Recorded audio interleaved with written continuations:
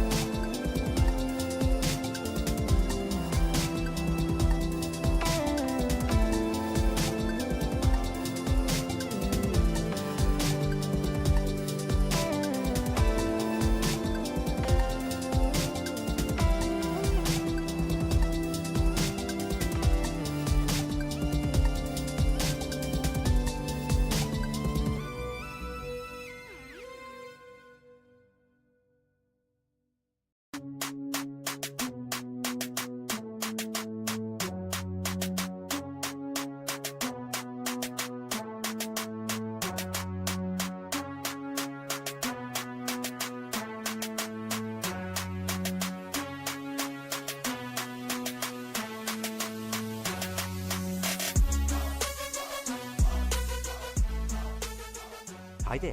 It's your second favorite DP right here, okay? No, that's Deadpool, you silly little Hufflepuff.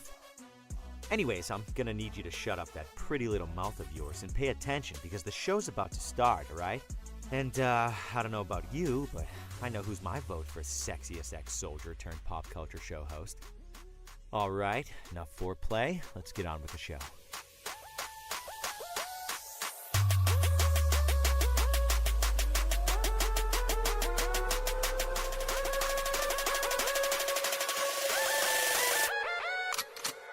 Broadcasting live from the basement of a Pentagon. This is WTF Nation Radio. You're listening to the sounds of WTF Nation Radio.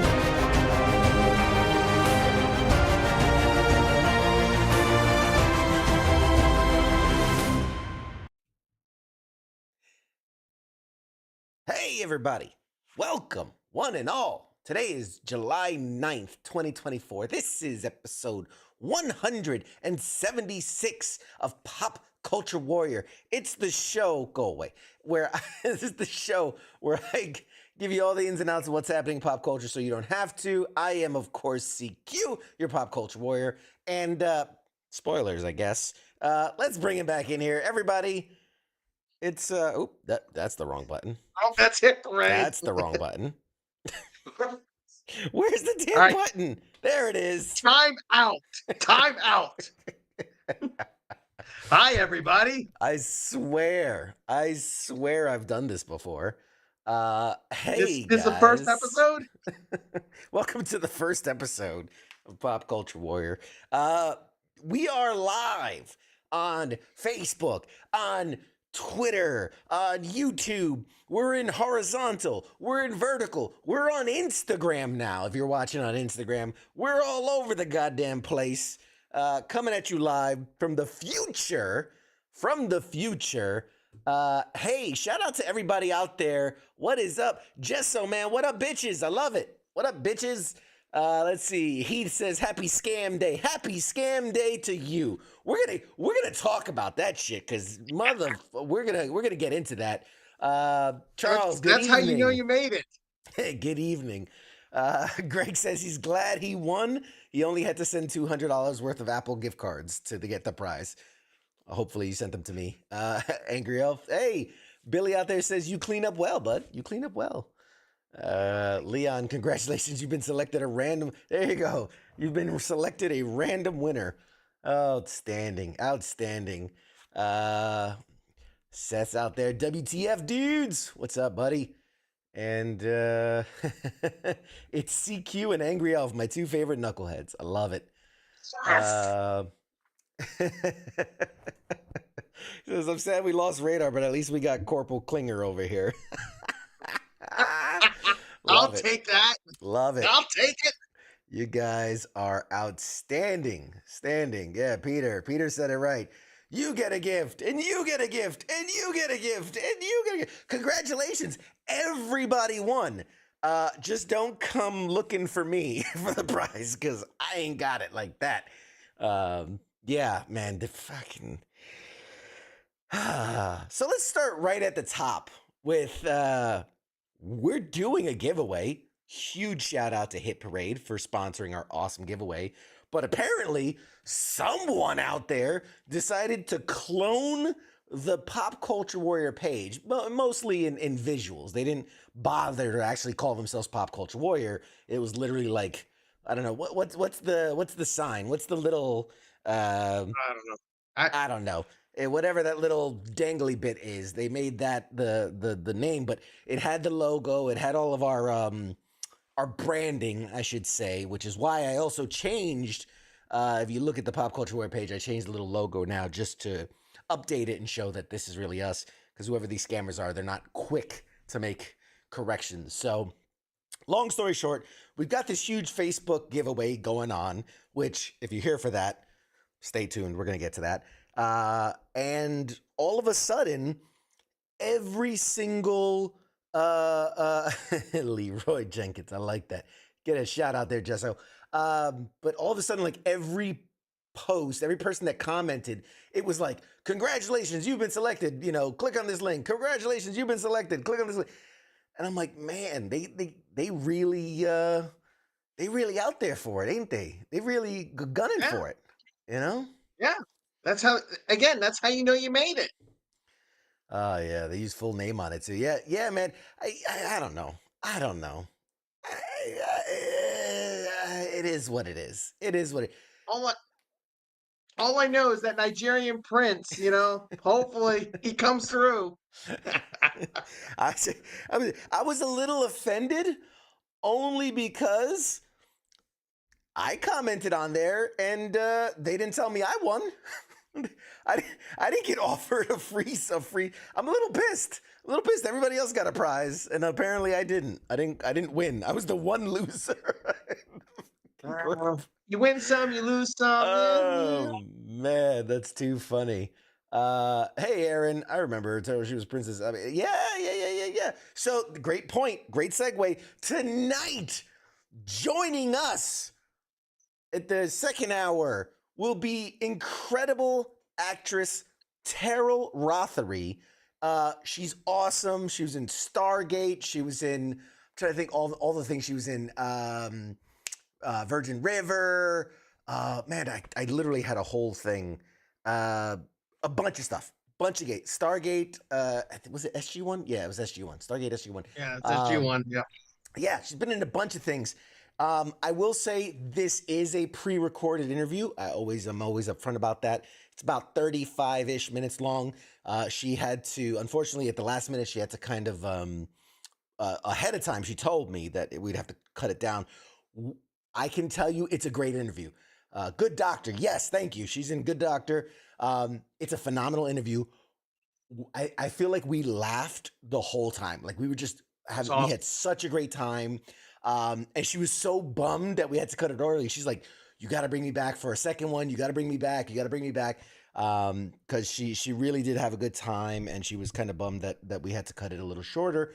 But I look forward to you guys seeing the interview. It's a phenomenal. I'm looking forward to rewatching the interview. Uh-oh, what's happening? I just had an epiphany. Uh-huh. You need to get a panel at either New York Comic Con or San Diego Comic Con and bring all your guests that want to come back on the show and do a panel. Do the Pop Culture Warrior reunion panel. Oh my gosh. I It's mean, it's that'd be pure great. magic. It writes itself.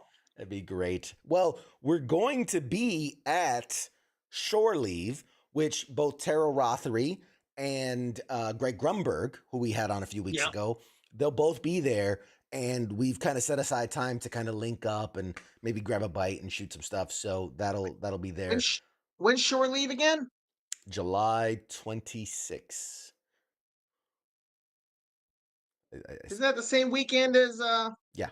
San Diego? Yes. You see, Okay. I feel like, you know, the memes with like all the numbers, and I feel like you're having a moment where your brain's trying to put stuff together. I am having a moment. Yeah. It's a good thing. Austin says, what you giving away? If it's an I eat ass bumper sticker or a toaster, I'll either throw it at a pole or a bathtub, but I like winning shit. Yeah, man. So, unfortunately, so let's address that. Unfortunately, It's better than a toaster, but not as good as I eat ass sticker. it's better than both. It's one of these incredible prizes. So we have generously donated from Hit Parade, which is a company that does, they basically buy certified autographed memorabilia and then repackage it and put it in mystery boxes. So one of the things we have here is number 29 out of 50, a autographed movie script. So it's a movie script that'll be signed by an actor or director from that movie. We have a one-of-one kind of Star Wars sketch card. So it'll be an original one-of-one sketch card. And then we also have a mystery pop vinyl, but it will be signed. It'll be authenticated signature series pop vinyl. So that's what we're giving away because of the fine folks over at Hit Parade. Shout out to Hit Parade. They're awesome. I should put up the little banner. Shout out Hit Parade. There it is. There or there, depending on which way you're watching us. And we'll be giving that away later on today. How this giveaway worked was you had all week to like the post on Facebook, to share it, to comment on it, and all that stuff. Time has passed, but fear not, because we have multiple gifts. So, or prizes, I should say, not gifts, prizes. We'll draw one winner from the Facebook group today. Starting tomorrow, there will be an option or a chance for our TikTok followers to win a prize. So starting tomorrow through the whole week to next episode, you'll be able to like, comment, share that TikTok for a chance to win next week's prize. And then if you still don't win that prize, fear not. The following week, you will have a chance. If you're watching live, we're going to do a live giveaway. Well, I mean, they're all live giveaways, but the winner will be selected from the live participating audience. I should say it that way. So, like right now, somebody could win without even watching if they had already entered. But that last giveaway of the month, one of our live viewers will win the final prize. So very excited about that. Should be awesome. I'm very excited. It's going to be cool. And one quick shout out to Leon. Nice. That was smooth. He switched. So for those that don't know, we do have a Patreon, patreon.com/popculturewarrior. If you are a member, if you are subscribed, you get automatic entries to all our giveaways. And then based on what tier you are, you will get bonus entries. Mr. Leon tried to be smooth and bump himself up here at the last minute to get extra entries. Unfortunately, that closed at noon, so you missed your window. But next week you'll get the bonus entries. Maybe. Next week you get the bonus entries. Greg says, odds of my winning the random drawing next week in the comment section, 80-20. 80-20? Is it about 80-20 for what?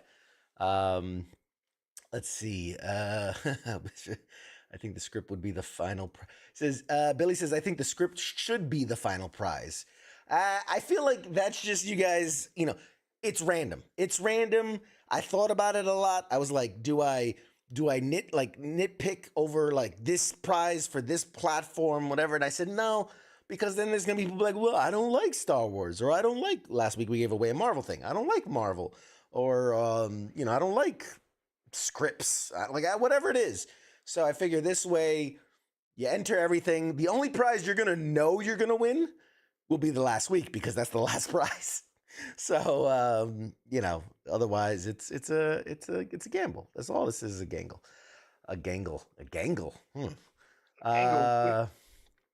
Is the date and time definite for the J? Hey, quick question. Is the date and time definite for the Jacksonville Vets service? That is not a question I can answer. I believe that's a U.S. Army WTF Moments. You got to go to their inbox or DM one of those guys. I stay out of the inbox. I stay out of the current. I focus only on the entertainment aspect of it, and whatnot. But thank you for asking. I appreciate it. This week is going to make me download TikTok again. Damn it. Sorry. I mean, look. All right. Let's call it what it is. You download it. You like the video. You share the video. You comment. You tag a guy. And then you delete the app. I'm fine with it. As long as I see it come in, then we're good. As I tag my friend Counts. Yeah. Jim, yeah, you're good, buddy. I saw you there. Anyway, enough of that. We'll get to the giveaway. Don't worry about it. What do we got? Totally threw me for a loop there. Nigerian Princess? Did he do that? We did not do the drawing yet. Everybody's obsessed with the giveaway. And you know what? Me too. Angry Elf, tell him how I've been like, oh my God, I've been fiending. Yes. To do this giveaway and to I just want to open the things. So much. He's like a kid on Christmas morning. He cannot, he is. I've had to stop him at least 6 times in the last 30, 40 minutes. Yeah. I told him the fans, they would riot if he opened all this stuff. Yes. He contemplated opening one and selling it on eBay so he could pay off that Nigerian prince to leave his Facebook page alone, but I told him it's not worth it. Yeah. Unfortunately, that's true. It's true. Let's see. Let's get to and one quick, because I gotta plug it while I can. The Hit Parade stuff, again, they are awesome. If you want to buy something there, go to their site, WTF-NR20. You'll get $20 off a $100 order. Phenomenal discount. And literally, I talked to the guys, and they're like, this is the biggest discount we've ever given anyone. So I will be using it. I was that close this weekend because they had the 4th of July sale. And then on top of that it was it showed up as $20 off, not 20% off, but there was that's what I said. still $20 off $100. Well, but anyways, the point of the matter was it was almost like I was robbing them, and then I was like, oh no, because man, I'm gonna wait till the end of the giveaways. Yeah, see if you win first. That's fine. I figured, and I did confirm. I think the code was good until the end of September. So, because in talking to them, I said, listen, I know my audience. Most of them are gonna wait to see if they win stuff first. So, and whoever's putting it, just so I see you putting all the emojis up there, I'm like swatting them away like they're real. So you have until the end of September to use that discount code. And again, if the whole reason we're doing this and the whole reason we're giving the hard push and the hard sell is that if this goes well and if, if they see that it's worth it on their end, they want to partner long term. And so every giveaway, let's say it's a quarterly giveaway or a bi-yearly giveaway, whatever, every giveaway will be sponsored by Hit Parade, and we'll give away one of these really awesome boxes. Some of these things are killer. Look at Greg. This show gives away the best shit. Don't think I forgot about the Game of Ham review. Been preoccupied with starting retirement leave on Friday. You're good, brother. You're good. He won. We did the FTX. He won the Game of Ham, which was a really fun game. We got to play that again. On next FTX, which I think is this Friday. I don't know. I got so much shit going on.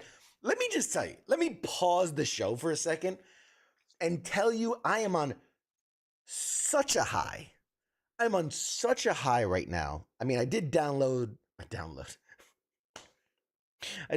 bunch of energy drinks, but not because of that.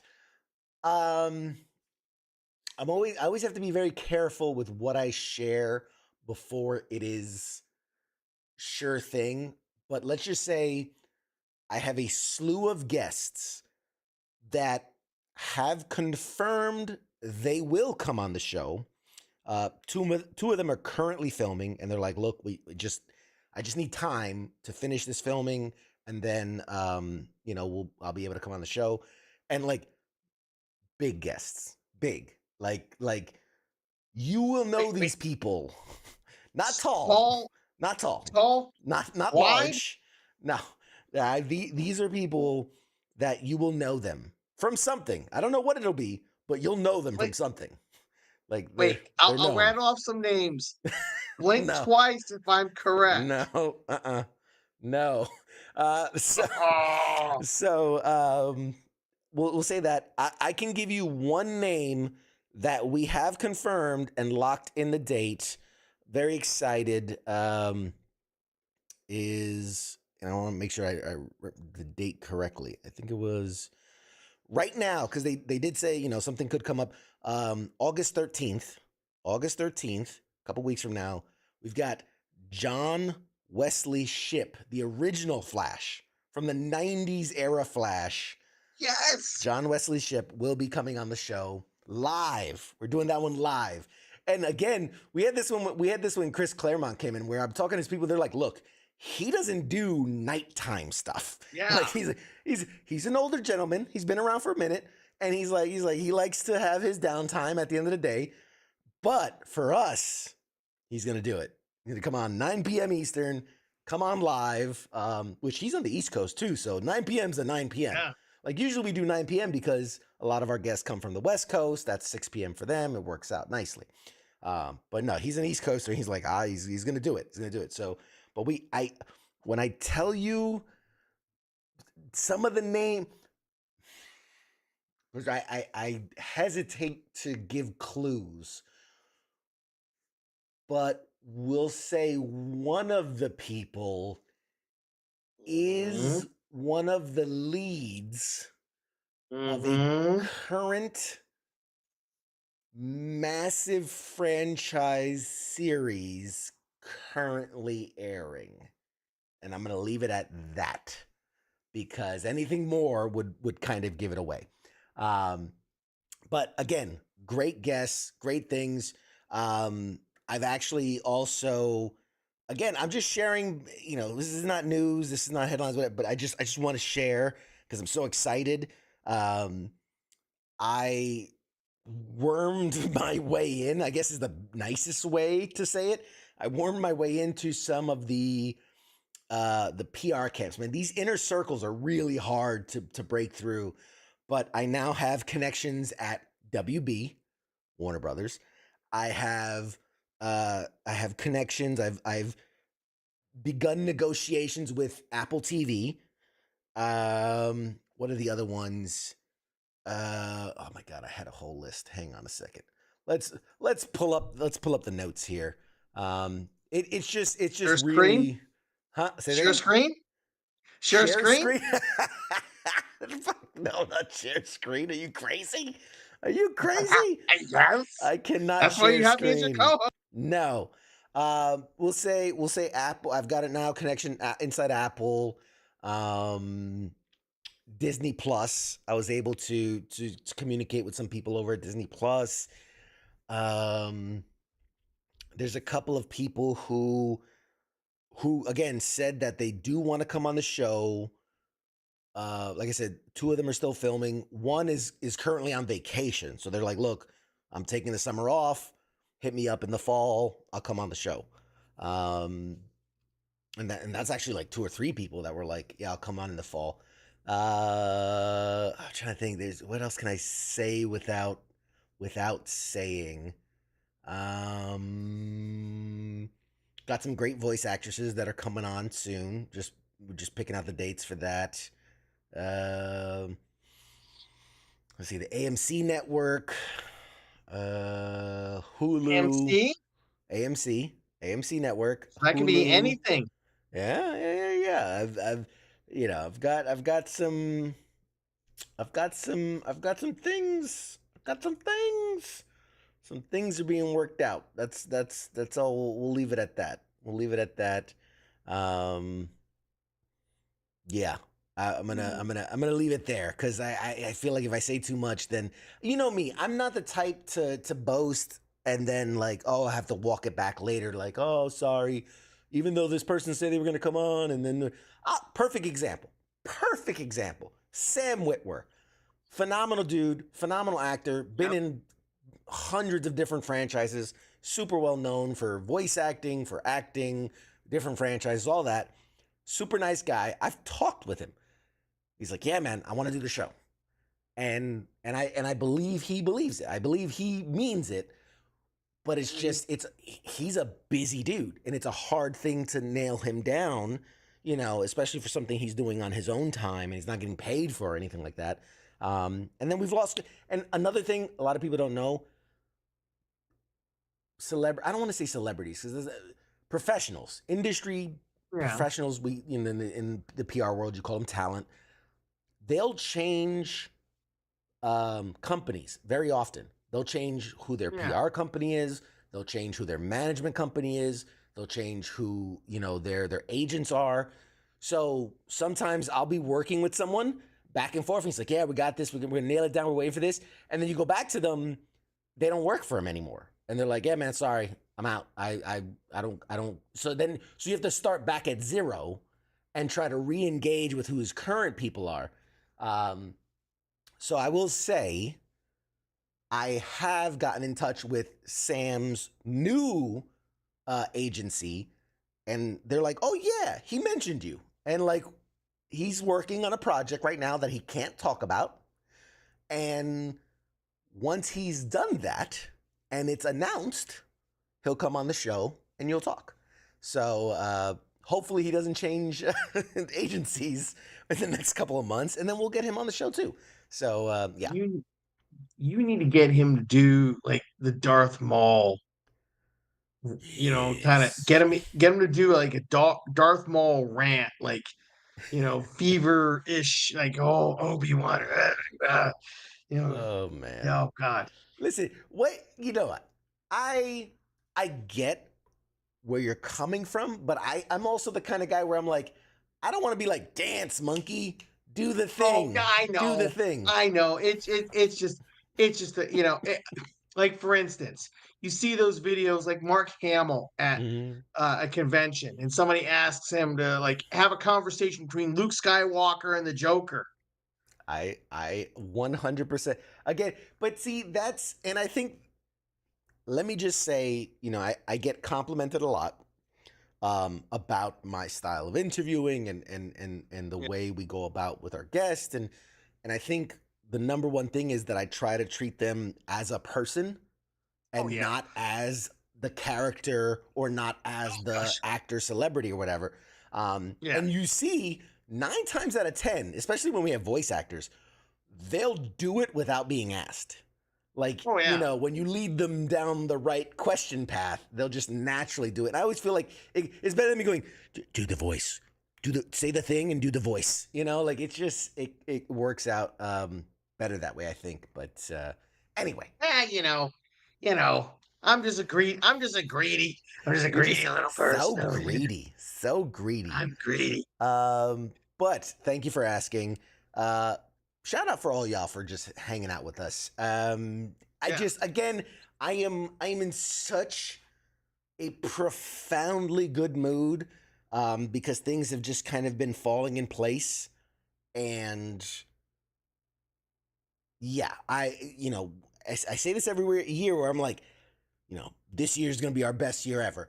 And right now we are in the midst of our best year ever, and it's about to go into like shifted to turbo. Like it's about to like really kick off, and I'm very excited. But yeah, anyway, Did you say you had a certain Autobot leader coming on? we're we're working on that. I see, again, it's one of those things that I have to be careful what I say. I'll put it out there. It's out there. Peter Cullen, the voice of Optimus Prime, we talked. We met face to face at a convention. We talked. We exchanged information, and he's like, "Yeah, what was it? His brother, I think, was Yeah. was His a brother was a Marine, was a and Marine. he modeled the voice after his brother. Yep. So he's telling me the whole story. Like he was really in it. He's like, "Oh my god, I'd love to do it," and yes, that'd be great. And so it was a done deal, and it's just one of those things where we haven't been able to connect and make it work. And now again, he's an older gentleman. They're traveling and they're doing these different things, and he has projects he's working on. So hopefully, yeah, hopefully one day. You know what'd be awesome? If you Hmm. got Peter Cullen and Frank Welker on the show at the same time. You had like dueling bubbles and they're fighting, you Oh know? God! Listen, I'm on a I know. high. It's a fanboy's wet dream. I'm on a high of like things are going well, and then you're just bringing up all the shit that hasn't worked. Like, what about the other thing that hasn't worked out? Aren't you friends with Norman Reedus? Why hasn't he come on the show? Like, yeah, I know. yeah. Hey, look, this is why you have the show and this is why you stick me in the bubble. Okay? Oh God. Oh man. Are we about to hit 88 miles an hour? You know what? Funny you should mention that. Funny you should mention that. But there might be conversations being had. I'm not. I won't say anything else. I don't think you could do that interview. I I mean, don't think you could. I could. I'd have to take a lot of Xanax beforehand, but but I think I could. Oh yeah, yeah. You would have to be drugged on something. First of all, I have pictures with those individuals, and I was able to I maintain understand. Hey, my pictures are one thing. composure. That's a split second in time. We're Although talking about. I ever tell you the time I made Leah Thompson cry? Oh, that was a good one. I made her cry, but it Did you was kick her in happy the knee or tears. something? No, it was happy tears. No, I met Leah Thompson at a convention, and we took a picture and whatever, and I told her, I was like, look, not for nothing, I'm sure you hear this a million times a day, but like Back to the Future is obviously my all-time favorite movie. I loved your character. I loved all your work. I mean, that made me a fan of you. I've seen everything you've done since then. I love all your work, but like that, I said, you guys have no idea how much sometimes the work you do really matters. And I said that, when we deployed, you had guys that you would get the little shitty disc player that would play like one disc, and like the Haji Yeah. versions of all the movies. And I was like, I would always try to get Back to the Future. Like that was my thing. And I said that when I got injured, when I was in the hospital, and obviously it was life threatening and I was dying and all this and all that. But like once I don't want to say better, but once I got out of the worst of it, they would ask me like, what do you want? Anything. What do you want? And I remember like the first thing I asked for was like a pizza. But the second thing I'd asked for was I wanted to watch Back to the Future. Like that Yeah. was the thing. And boy, I told her that, and she just starts sobbing. And I'm like, oh my God, no, don't cry. I'm like, I made Leah Thompson cry. No. But she was sweet. She gave me a big hug and she gave me a big kiss, and it was wonderful. And yeah, so that was a happy day. It was a very happy day. It's like kissing my brother. I should have told her that. I'm like, it's like kissing my brother. No. But dumb question, have you checked out the musical yet? No, but I've heard really good things. I've heard really good things about the musical. I'm not in an area No. where I'd have to go way out of my way to be able to go see the musical. But Where's the musical being? Is it in New York? it's in New York, and I think they're traveling. I think they're traveling too. I think they're doing like a travel Because it popped up. It popped up on my feed recently. I don't know why, but then again, yeah. I'm a nerd, and Back to the Future is in that realm. Back Yeah. to the Future musical. Let's see. Let's see. Jeez. Musical. All right. Well, while you're doing that, I'm going to move on to other You things. do that. So let's see some news. Let's pretend like we do this thing where we talk about what's happening in the world of pop culture. That should probably be a thing, right? Um, that should probably. CQ. What? Next May in Next May. Durham. Durham. May 20th through the 25th. The musical is going to be in Raleigh, Durham. Cool. I'm Congratulations. just saying that. Well, mean- you want me to drive to Raleigh, Durham to go see it? Is that what you're trying to? I don't know what you're trying to get at. Anyway, you can stay in my shed. moving on. Moving on. It's never a good idea to let people know where your location is. People will. No, The internet's, it's a large area. Spooky part. All right. I got this story specifically for you. Are you ready? Oh, yeah, sorry. I'll stop looking for musical tickets. One lucky Star Wars fan may soon be able to own Princess Leia's iconic bikini from Star Wars Return of the Jedi. Yes, that's the face I was expecting. How? Heritage Auctions has posted a new listing for the Star Wars Episode 6 Return of the Jedi Carrie Fisher Princess Leia production-made bikini costume from Richard Miller. It is indeed one of the costumes used in the Return of the Jedi production, and the bidding is set to begin at $30,000. Something tells me it's going to go for a lot more than that. Good. It gives me a goal for what I need to win in Vegas this weekend. My wife will love me if I win this. Yes. Yes. Keep telling yourself that. It says Carrie Fisher cemented herself as both a movie star with her appearance as Leia in the first act of Return of the Jedi, as both a movie star, and they didn't put another thing. The opening of the Star Wars trilogy, blah, blah, blah, blah, blah. Princess Leia's bikini remains one of the most iconic pieces of movie memorabilia around. So how much would you pay for it? Keith says that'll sell for at least $2 million. At least $2 million. I think it'll sell for like 3-4 times that. I think it's just gonna go. Brrr. Cause that's a good one. Why pay money? You can win it here on Pop Culture Warrior. Well done. Well done. Oh God. You know what? If I win that bikini, I'll bring it on the Pop Culture Warrior, but we will raffle it off once the Patreon gets to 2,000 subscribers. Sure. If it gets to 2,000, you better wear that bikini on Pop Culture I'll Warrior. wear that bikini. I'll wear it as we auction it off. I'll even lunge in it. Yeah. Jesus, Charles. Oh, Charles. This ain't don't wear it, please. You should buy for your show and do it as a giveaway. Yeah. I think I can write that off. I think I can write that off as a business expense. You can write that off. The IRS will agree. Charles says, if I'm paying money for it, I want her to be in it also. I think she's 6 feet under. I don't think you want that. Zombie Leia? No. Miss Leia, no here. No. No, that's no good. Okay, yeah, I thought that was a fun one to think. Obviously, big news is X-Men 97. Hugely popular. It was successful. It was great. Everybody loves it. Everybody demands a season 2.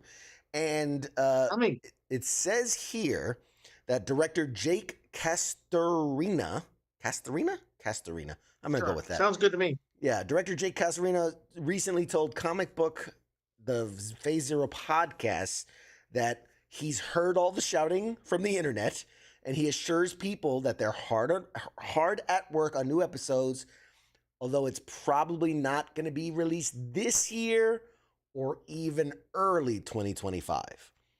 But that it is on its way, and they're well into production on the upcoming episodes. So there you go. Expect mid to late 2025. Animation takes a while, and especially they didn't know how well it was going to be received. So they probably were waiting to even start on season 2.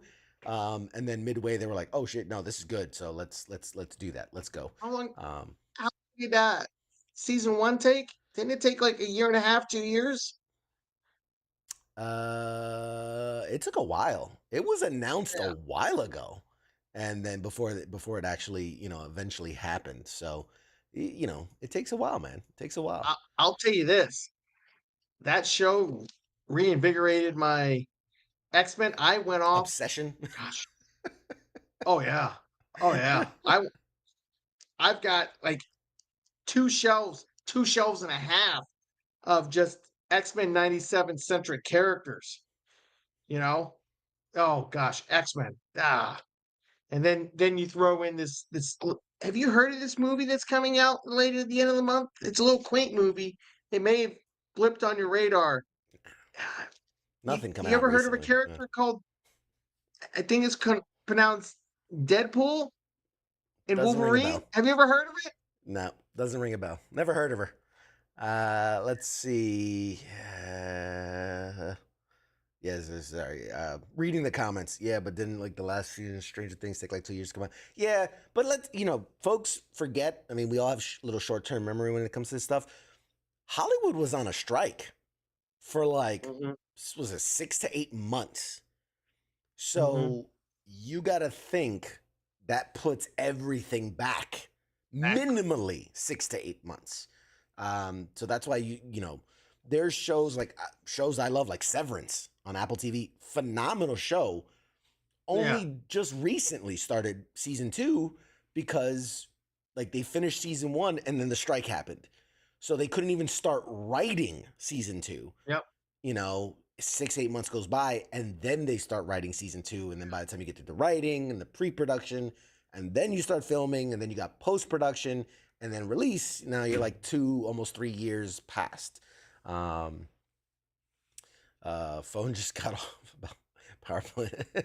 What did you miss? All right, so let's start this. Welcome to Pop Culture Warrior. I'm your host, we ain't CQ. going there. No. Hey, look, you missed Nigerian Prince. Yes. You missed CQ talking about Hit Parade. You missed CQ talking about Back to the Future. Yeah, we talked about this little old show called X-Men, and you caught up. Yeah. All right. Yeah. A lot of vague alluding to possible futures happenings. Future. Hey, look, CQ's committed to future guests are Hugh Jackman and Ryan Reynolds together. All right, that'll be on the red carpet of Deadpool and Wolverine. He's got Arnold Schwarzenegger coming on. Sly Stallone will be the next week, and then after that, it'll be that's a full wrap. That'll wrap up the season, and then CQ will be back in January. All right. There you go. All right. Thanks, everybody. We're good. We're out. I feel like you were just a little bit off. But we'll go back to the I missed the mark on that one. Was I off? Tiny bit. Dang it. Another story that I've been tracking the development of this series, and we're getting little announcements here and there, but Amazon, which again, props to Amazon because they've been knocking it out of the park with a lot of their series. The Boys, phenomenal. Yep. Invincible's great. A lot of their series, Reacher and Jack Ryan, all these series are phenomenal. Oh yeah, Jack Ryan, that's a good one. I love that one. Great series. So they announced they're doing their version of the Spider-Man Noir live action series. I still am surprised, to say the least, that they have Nicolas Cage I'm here for it. live I want to see that. action. But here's the thing. I will be okay with it if we never see his face. Does that make sense? And I don't mean this to be disparagingly to Nick Cage. I think he's a phenomenal actor. I think he's in a lot of good stuff.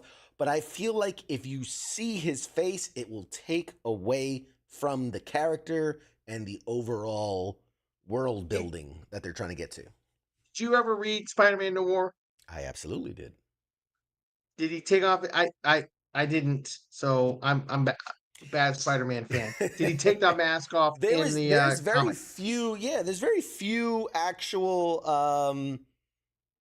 Ooh, sorry, that was good news. Other good news that we won't talk about. There was very few and far between where he took off his mask. Think very much like the Mandalorian. We're talking large majority. He's in his mask. My thing is, and this is the problem. Anytime you make a well-known celebrity a character, right?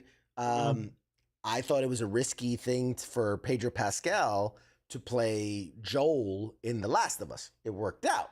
I think he did a great job, but now, and I have the trailer for this. I have the trailer for Gladiator 2.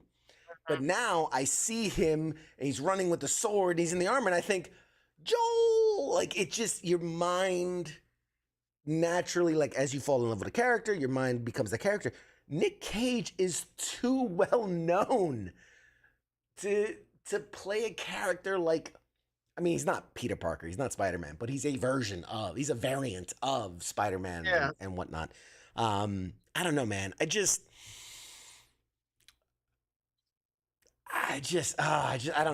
don't know. Anyway, the reason I brought this all up, that's all known. One thing he did kind of let slip out, because, Nick Cage is not subtle, because there's very little details about this series. But one thing he did let slip out was that the first season was going to contain 8 episodes, 45 minutes each. So it's good. Yeah, it's basically like what? That's 4 movies, basically, that he's going to shoot in 5 months. So it's going to be a very tight schedule for them to get this. The big news, or since the big news, the current news, what just came out, is that the series has found its Robbie Robertson, who everybody knows, J. Jonah Jameson. Like, this is what separates, like, the real Spider-Man fans from, like, the not so Spider-Man fans. Everybody knows J. Jonah Jameson. Everybody knows he's oh my God, him and Peter Parker have it out. Yeah, Peter Parker had a friend in the editorial department who was Robbie Robertson. He was like I don't want to say that. He was like the right-hand man. He was the assistant editor to J. Jonah. Yes, he was thank you. He was the assistant editor, and he was a Peter Parker fan. He liked the kid, and he liked Spider-Man and whatnot. So for this series, they have found their Robbie Robertson, and it's somebody that a lot of people will recognize. It is, if you've ever seen the series New Girl, his name is I'm trying to find it. I had it. Lamorne Morris.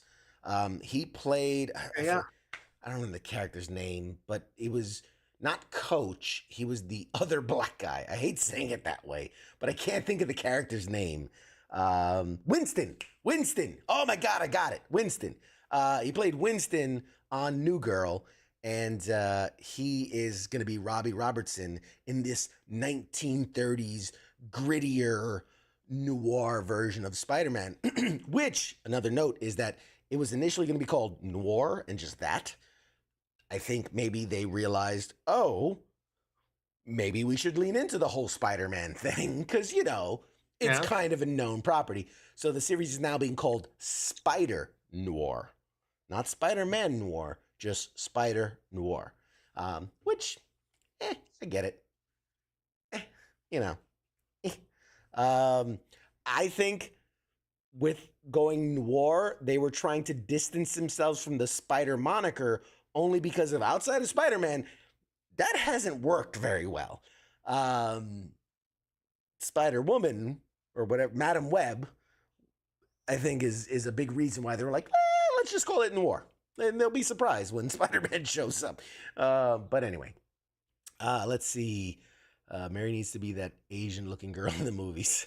Okay, all right. So yeah, I don't know. I'm. That one has me nervous. I'm not gonna lie. What you say you're interested in it or that you're looking forward to it. Sell me on it. Sell me on Spider-Man Noir. I don't know, it just sounds something different. Like I do like these takes, especially these like what if takes, like, you know, what if, and this comes across as a what if story. And if done well, granted, that's the key aspect. If done well, this could be a really good departure from the Tobey Maguire, Andrew Garfield's, Tom Holland's, and maybe, again, if done well, Nick Cage becomes the next big Spider-Man. And it is popular enough. I mean, popular enough that the war, left the comic pages, became he appeared in Into the Spider-Verse. He's been a playable character in other video games. Mm-hmm. Mm-hmm. You know, I like it, even though I've And never I read would the say even before that, like he was creating the comic books, and I felt like within the comic books he found a good, like people dug what they were doing. And then I would say the first mainstream of him was when they did Web of Shadows, the video game, because Yes. it was the first kind of multiversal Spider-Man video game Yep. because you played as the regular, you played as the Marvel Ultimate, you played as the Future 2099, and then you played as Spider-Man Noir. There was like a sneaking element. Yeah. Uh, You now, snuck around. yeah. Yeah. So I would say I liked that. I dug it, and I think it helped his character reach a more mainstream. Fortunately, they made a sequel to that, and they only featured the main guy and the Spider-Man 2099. They only did Future and current. Yeah. But still. And then obviously Into the Spider-Verse made him a Oh yeah. well-known entity. What would be, what would be really cool is if that is the same Spider-Man. It's played by Nick Cage. It was voiced by Nick I Cage, but see what you're that's the saying. same He's the Spidey. well, yeah. I see what you're saying. I see what you're saying. He's the live action version of that animated character. Yeah, kind of like what the MCU has done with stuff like What I If, where Peggy Carter is Peggy Carter is Peggy Carter, depending on, Here's why I don't think that's a good idea. And I'll tell you why. Yeah. The version we see of him in Into the Spider-Verse is very silly. It's a very Right. silly version of that character, which is fine. It works within the context of that movie. But I feel like if you're going to do a series and you're really trying to ground this in this gritty detective 1930s, depression era kind of style, he can't be, I stand here, I let the candle burn into my fingers and just so I could feel something. Like it was very silly. It was very over the top. Right. And so I feel like that's fine. Let that be that. And then I feel like if you're going to do this, do it for real. Like really commit to the bit. True. That's just what I think.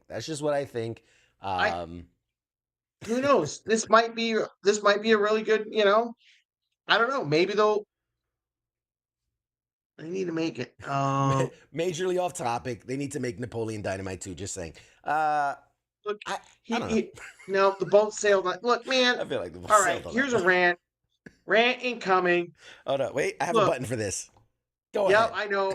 That's why I said it. Radars. It's leftover. Look, man. If you're gonna do sequels, you got a time frame. Like for instance,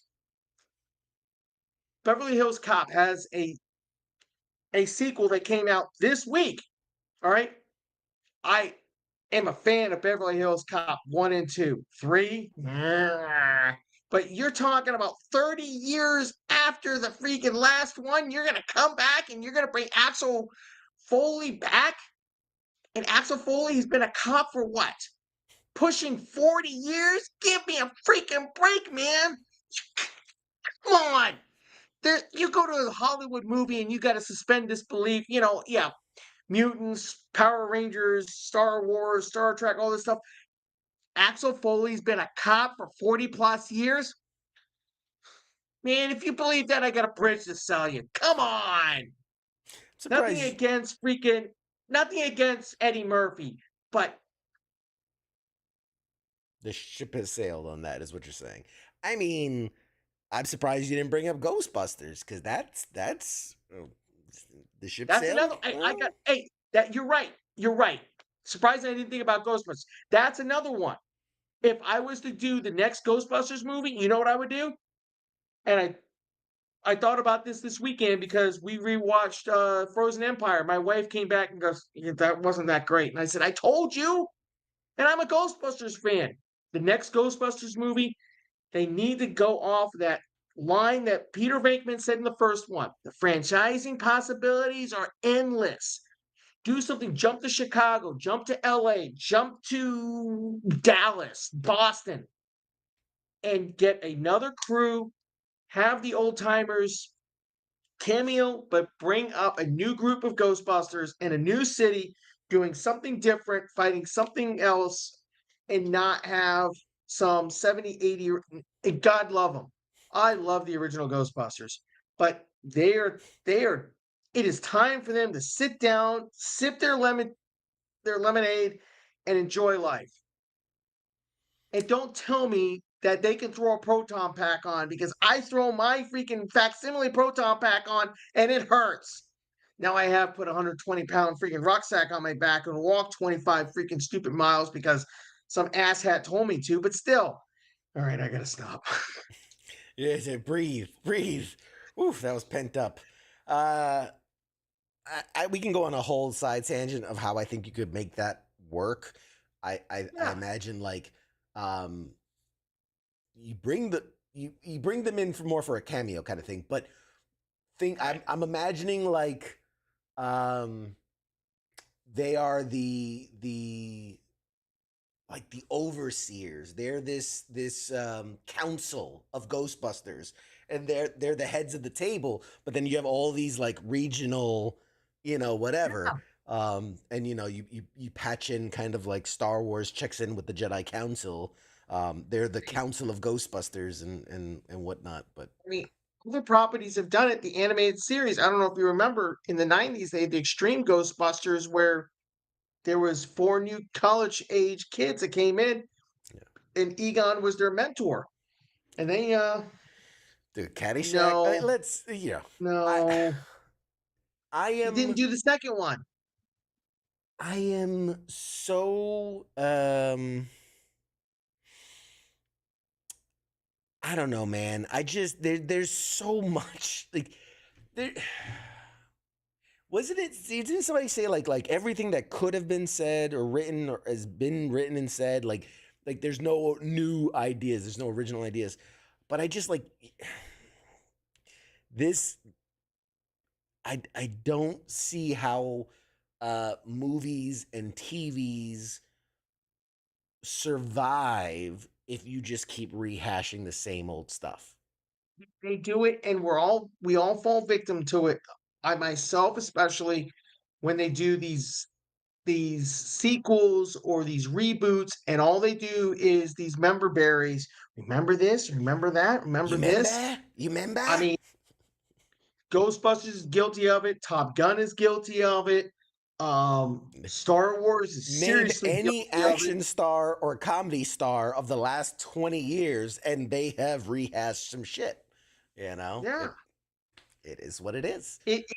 What was the last really good property that everybody got behind that was an original concept? Well, I mean, I think that's easier to say because you have, like, for instance, like you say, oh, Moana, you know what I mean? Like it's a new property, whatever. So I say more challenging, what was the last sequel that everyone got behind? Like, it was like, this was a good thing. Like, Top Gun Maverick was good. It was. It was good. But, was it necessary? Was it something where like, man, they really, or was it like, this was just a fun thing to watch? Yeah. You had to suspend belief in certain aspects, especially if you have worn the uniform before. If you ask that question, when was the last good sequel that really warranted it? I say Dark Knight. Well, okay, fair, but I'm thinking more like that made sense in that, like, Yeah. hey, we're gonna do the Spider-Man movies, the X-Men movies. I'm talking more of like something that there was a large gap between the two, Or yeah. where outside of, like I said, Top Gun Maverick, I can't think of anything that came back again. That Ghostbusters movie that came out, it was fine. It was good. Yeah. But again, Yeah. it didn't feel like it moved the needle forward. It didn't have something that it just didn't need to be made. It was just made because they made it. I can't think of something that came back after a long hiatus off. Terminator? No. J- Because the last good Terminator movie, I'm sorry, T2. even though I've liked some of the sequels, no, T2. T2 only good one. In fact, you and I would have to sit down and have a long debate about which one was better, Terminator or Terminator 2. And I'm not T2. just talking special effects. I'm T2. talking the whole thing, the story, the whole 9 yards. T2. All the And way. it, Jurassic true, World, I would argue, was good. It was okay. I will say this, and I know there are people that think Jurassic World Lost World, or excuse me, Jurassic Park Lost World was a really good movie. But Mm. when you go back and you read the book, that movie to me, when I read Lost World, the book, that movie fell apart. Yeah. Jurassic World, in my opinion, was better than the two sequels to Jurassic Park, but then it got seriously convoluted as you went down the timeline, and that last one, which one was the one that came out 2 summers ago? Jurassic World Domination? Mm. That one, Dominion? No. Dominion. You're right. Yeah, Dominion? Dominion. Dominion. No, you're right. Something like that, When they yeah. brought back the old timers from the Yeah. Jurassic Park era, that was great, but that's another one that says member berries. Yeah. You remember? There's a couple here that I want to touch on. Let's Sure, see. plus men. Aladdin? Not necessarily a sequel. That was more of a reboot or a remake. No. And I'm sorry, as good as Will Smith is, he doesn't beat Robin Williams. Yeah, that's one of those things you can't. I honestly don't know Correct. why you try. There's no point. Exactly. Let's see. Dumb and Dumber 2. That's a big separation from first to second. Whether or not it was good or worth the wait, that's to be said. Back to the Future. I think those. I mean those. Although it wasn't planned as a trilogy, I think they were made in such quick succession that I think it made sense to do. 2 and 3 were filmed back to back. Right, exactly. Yeah. Let's see, Species, Speed. Okay, so here's a good one.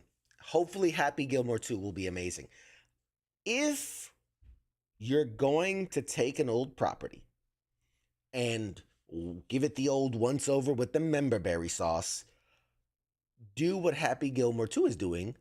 Make it a streaming thing.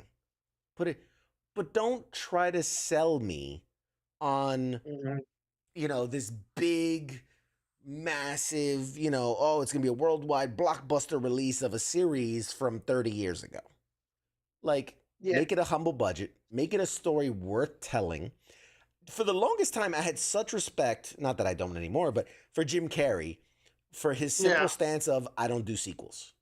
I'll do the character once, I give it my all, and I don't do sequels. He had such a bad experience with Ace Ventura. That's why he never did sequels. Now here we got the twilight of his career, and he's coming back for the third Sonic the Hedgehog movie. But True. that, needless to say, he built a career on not doing the same character twice, even though all his characters are pretty much the same character. But still, I had a lot of respect for that, and that like, well, I'm just, I want to do other things. I just, I don't know. I don't know. It's it. You hear it all the time. Like then these critics get online and they talk about, well, look at what the box office is for the summer. It's nothing but sequels or rehashes or reboots of properties from days gone by. And like, as much as we, and you and I both can agree to this, as much as we love the MCU, it's really, when you boil it down, it's a sequel of a sequel of a sequel of a sequel 10 plus years later. Yeah. True. I mean, again, but in that case, it's a lot of sequels of, not original. I hate to use the word original. Right. But it's like, here's a bunch of sequels for Iron Man. Here's a bunch of sequels for Thor. Here's a bunch of sequels for Captain America. But at least they're doing different characters. It's not the 12th Batman movie about the same guy and the same villains, or Spider-Man for that matter. But it's the fifth guy playing the same character.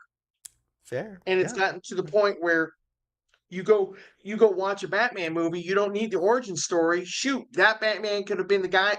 Like this new Batman that's coming out from the James Gunn. Mm-hmm. He's supposed to be what? Several years, if not a decade into being a Batman, and now he's got a kid? Yeah, of course. Yeah, I don't know. You know who I say? You know who should be playing freaking Batman at this point?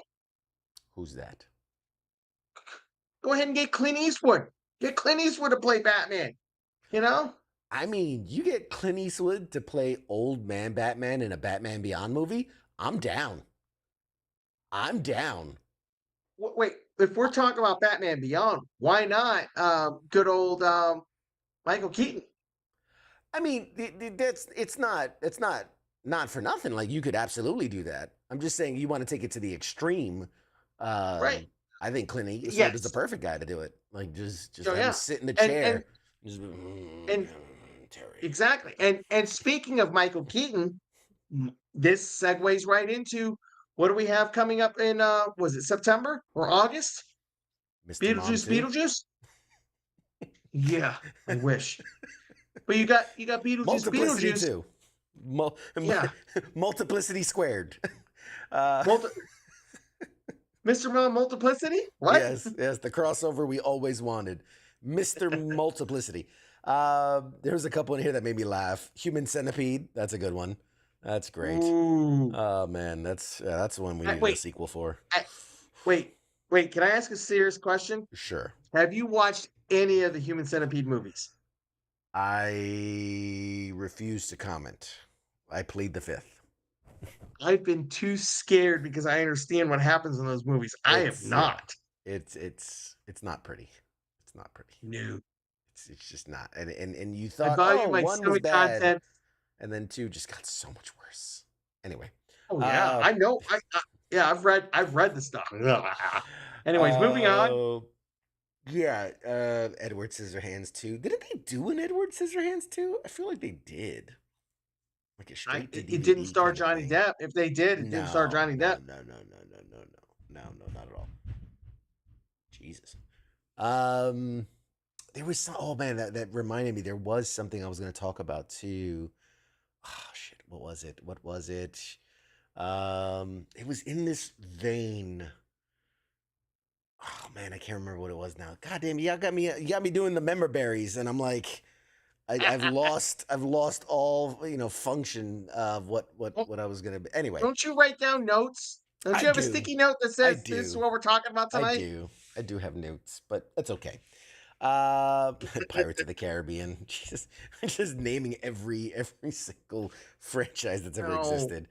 I don't want another Pirates of the Caribbean. Leave it be. It's coming anyway, whether you want it or not. It's coming. I know.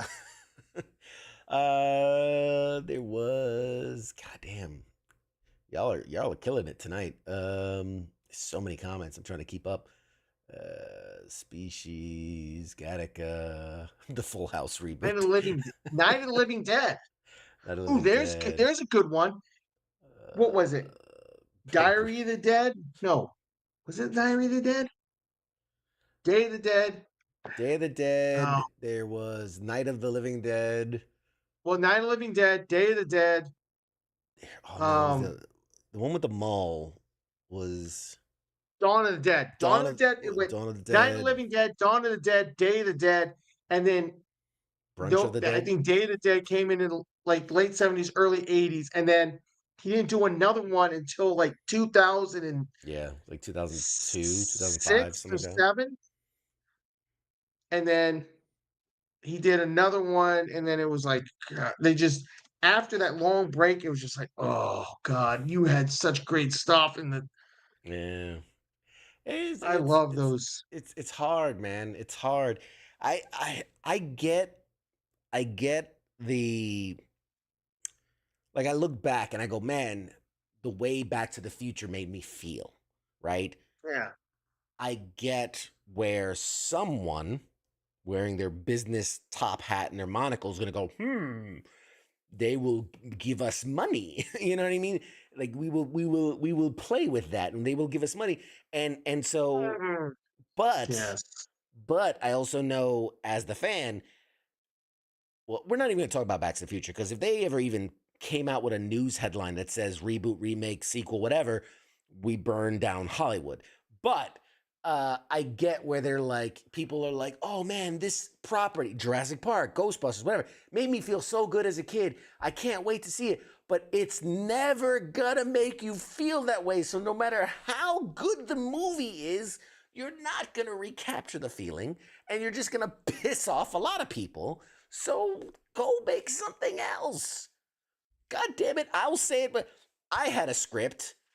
We shopped it around Hollywood. Everyone said they loved it. No one picked it up. But they'll make fucking Marmaduke 3. You know, they made another Garfield movie. Like, you know what I mean? Like, it is what it is. I- Anyway, I sound jaded. I sound jaded. and rightfully so. Well, look, I mean, but look at how they've, some of these franchises they've, like for instance, Star Trek.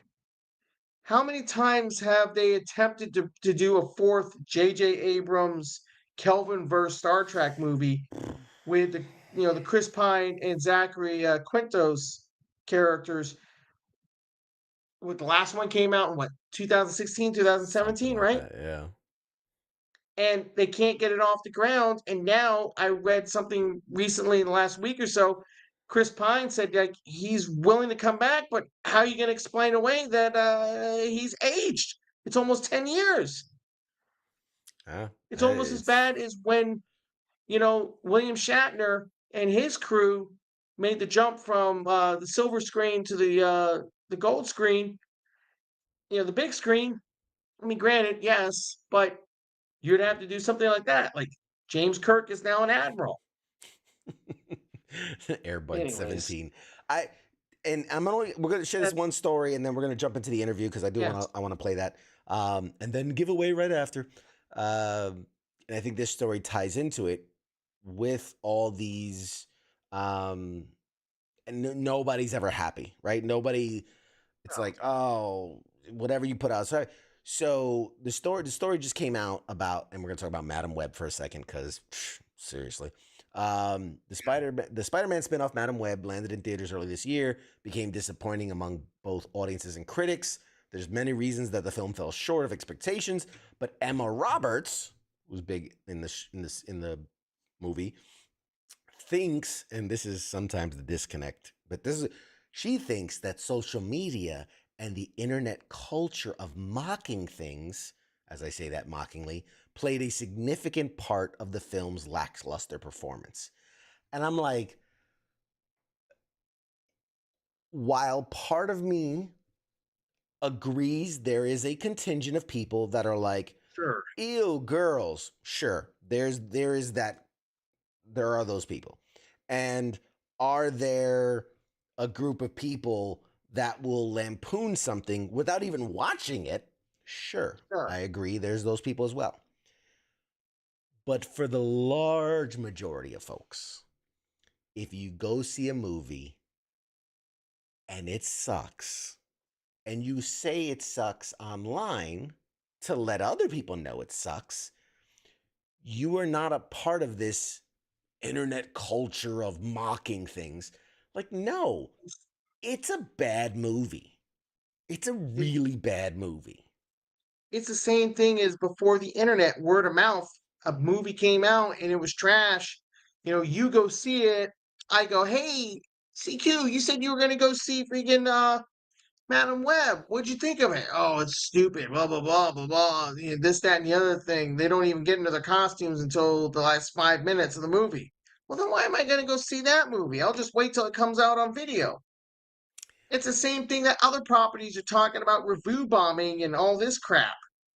Like, give me a break. Here's Then, an actual quote. I gotta read this to yeah, you. She says, "Things work, things don't work.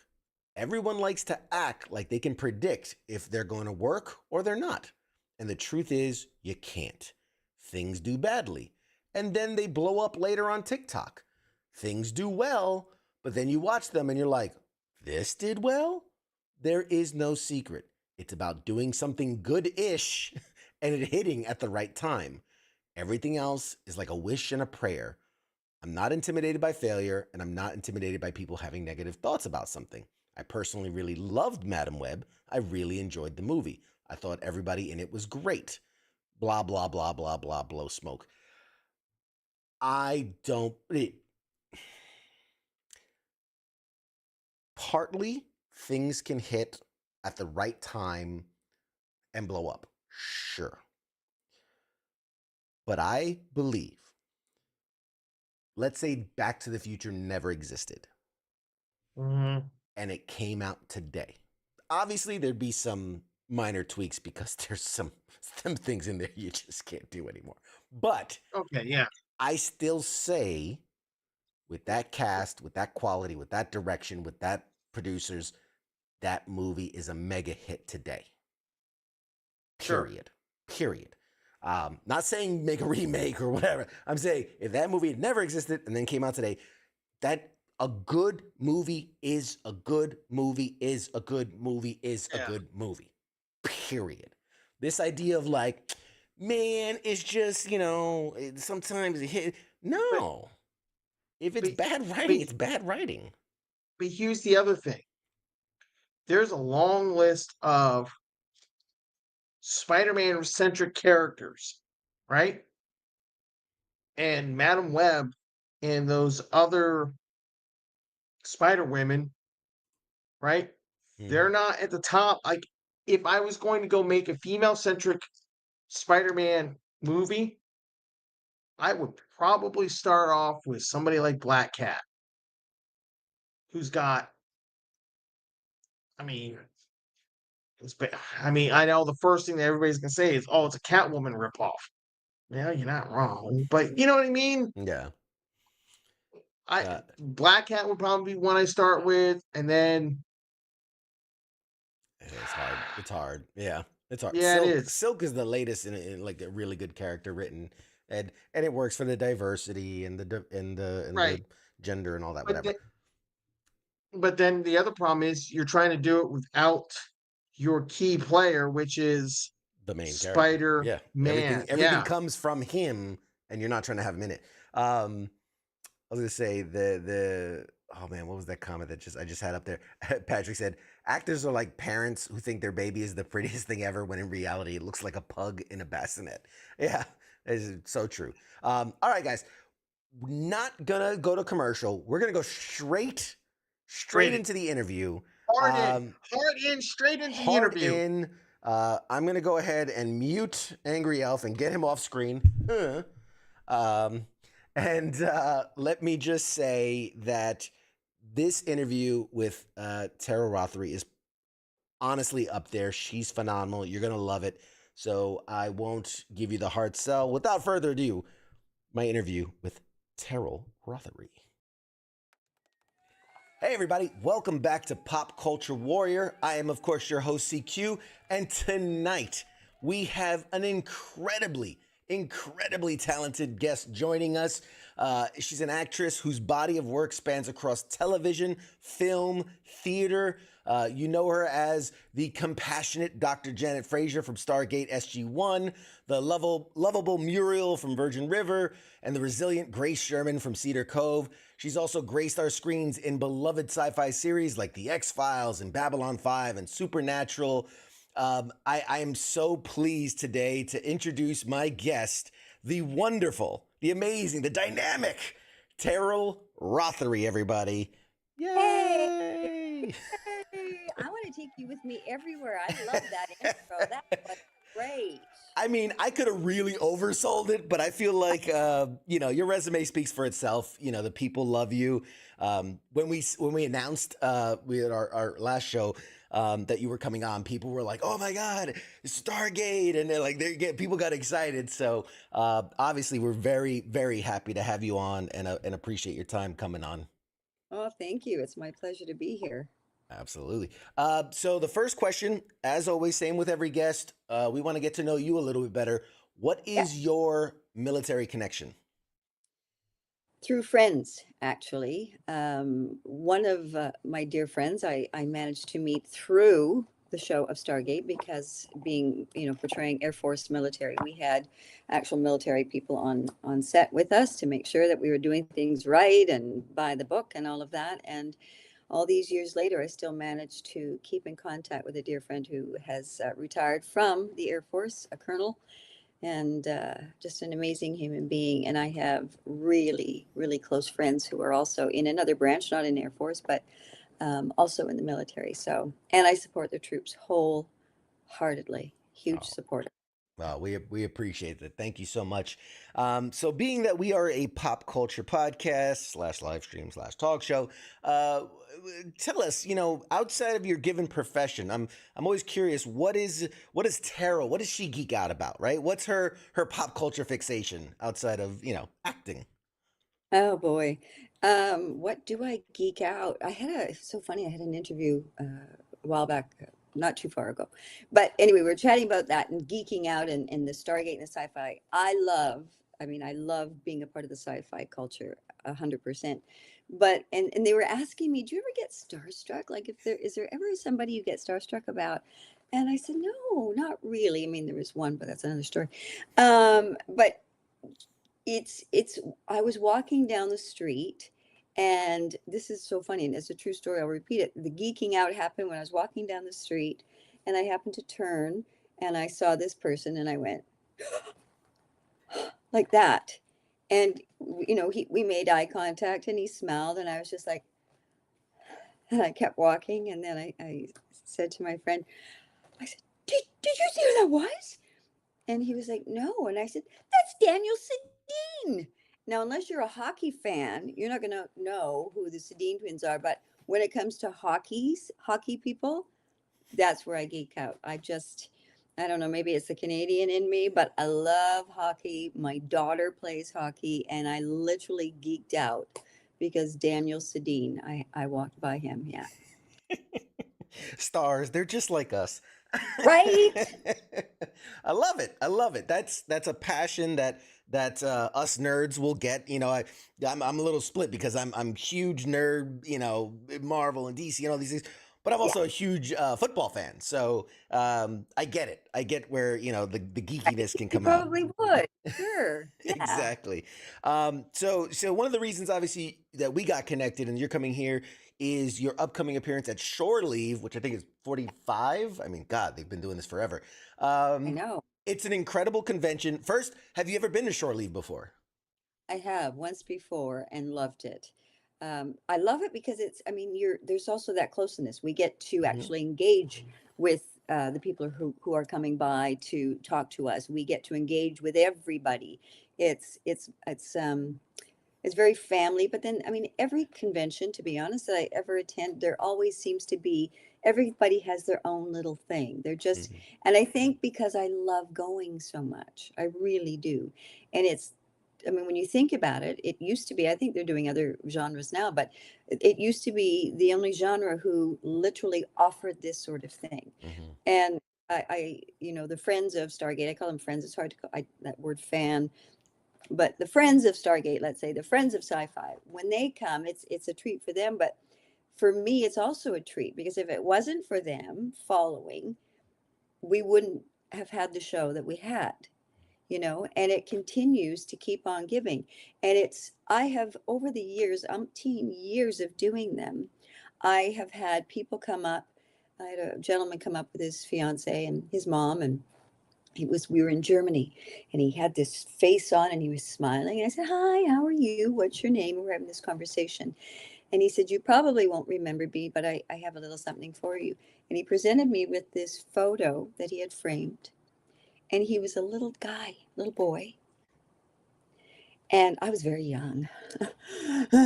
And I'm holding him, hugging him, and we're having a photo. And there is this grown man with his fiance and his mom.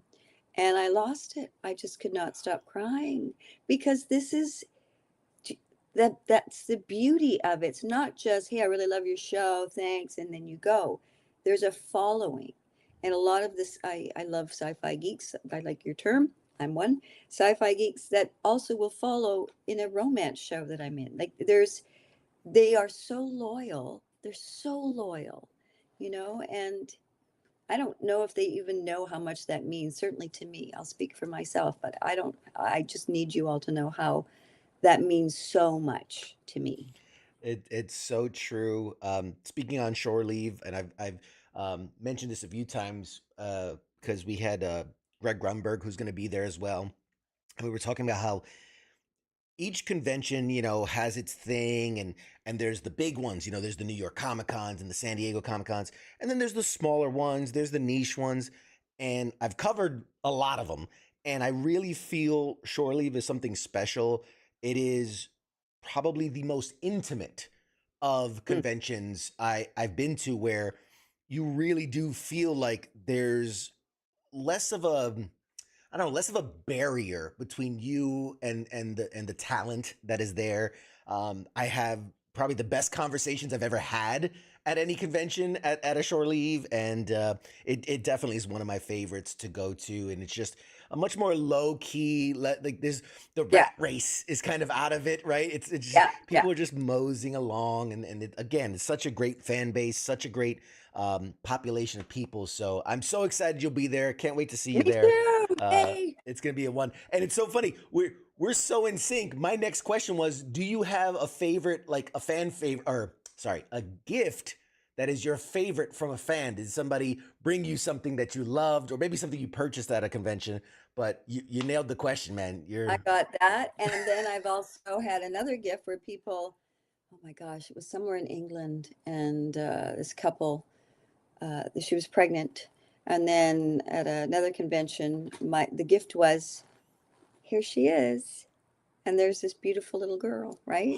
So those are gifts. Those are just, you can't even, I can't even fathom anything other than that, the touch of family. Or my very first convention, not even knowing what I was getting into, like my very, very, very first, and thankfully I had Bruce. Um, why am I drawing a blank?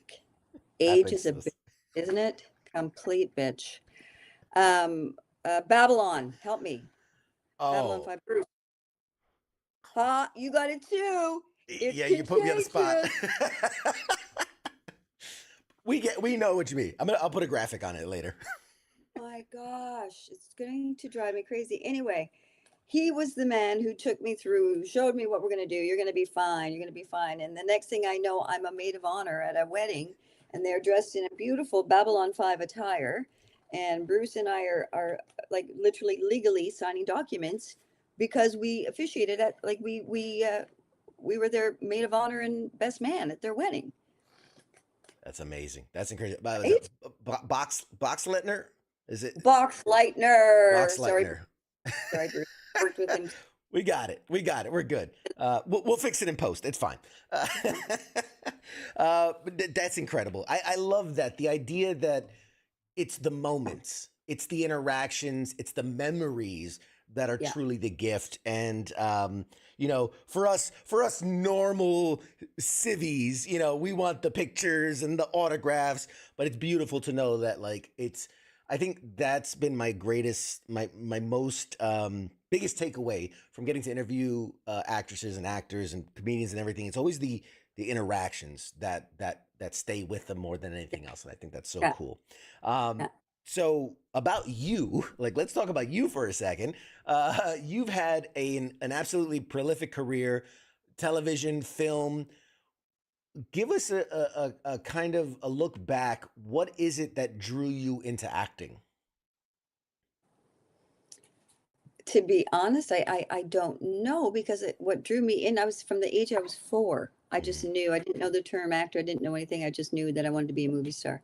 And I never wavered. Like literally, it was, oh, there was one year where I wavered because I saw a couple of nuns in their beautiful habits. And I was, I don't know how old I was, 5 maybe. And I was like, oh, maybe I should be that. My grandmother's like, yeah, no, no, I can't see that. But okay, honey.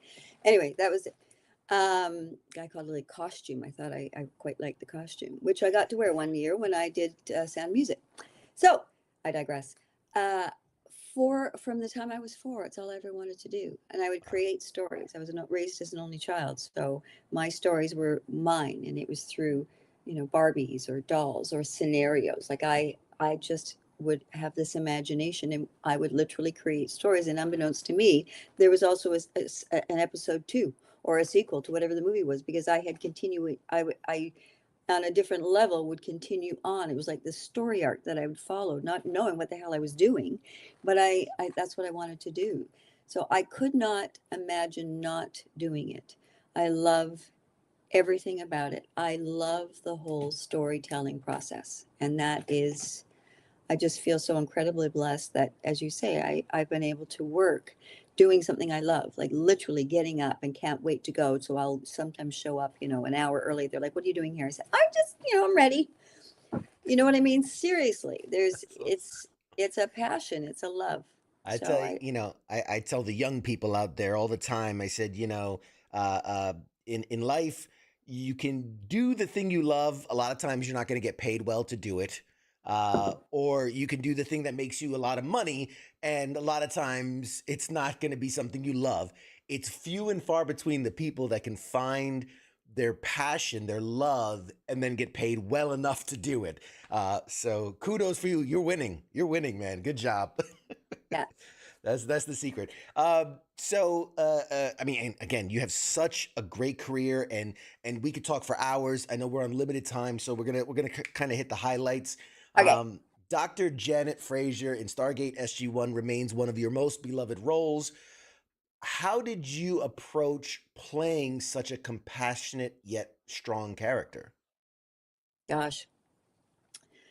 So when I was asked to do this, I just, you read, every actor has that where you'll get the story and you look and you get an idea of what they want for that character to be, but you are that. And what makes everybody unique, every actor is unique, because I can't be, this actor, I can only be who I am, and vice versa. We bring a little bit of ourselves to it. The whole compassion thing. I mean, I was, having to play the military side, and then still having to uphold the medical. There's a certain wall, but there were times where I would come through because I tend to be very emotional. You show me something pretty and I'll cry. You show me, I'll see something. Oh my God, that's so adorable. That's just me. And then there were moments where I'd have a patient and I could feel, and one of them in particular, I do tell this story because it was Apophis when the body was dying, and Janet Dr. Fraser is with him. These tears came up and I kept thinking, what is, and I have goosebumps. I remember thinking, I have to maintain, but I couldn't stop that emotion. I wanted that emotion to be there, not for any other reason than that was what I was feeling.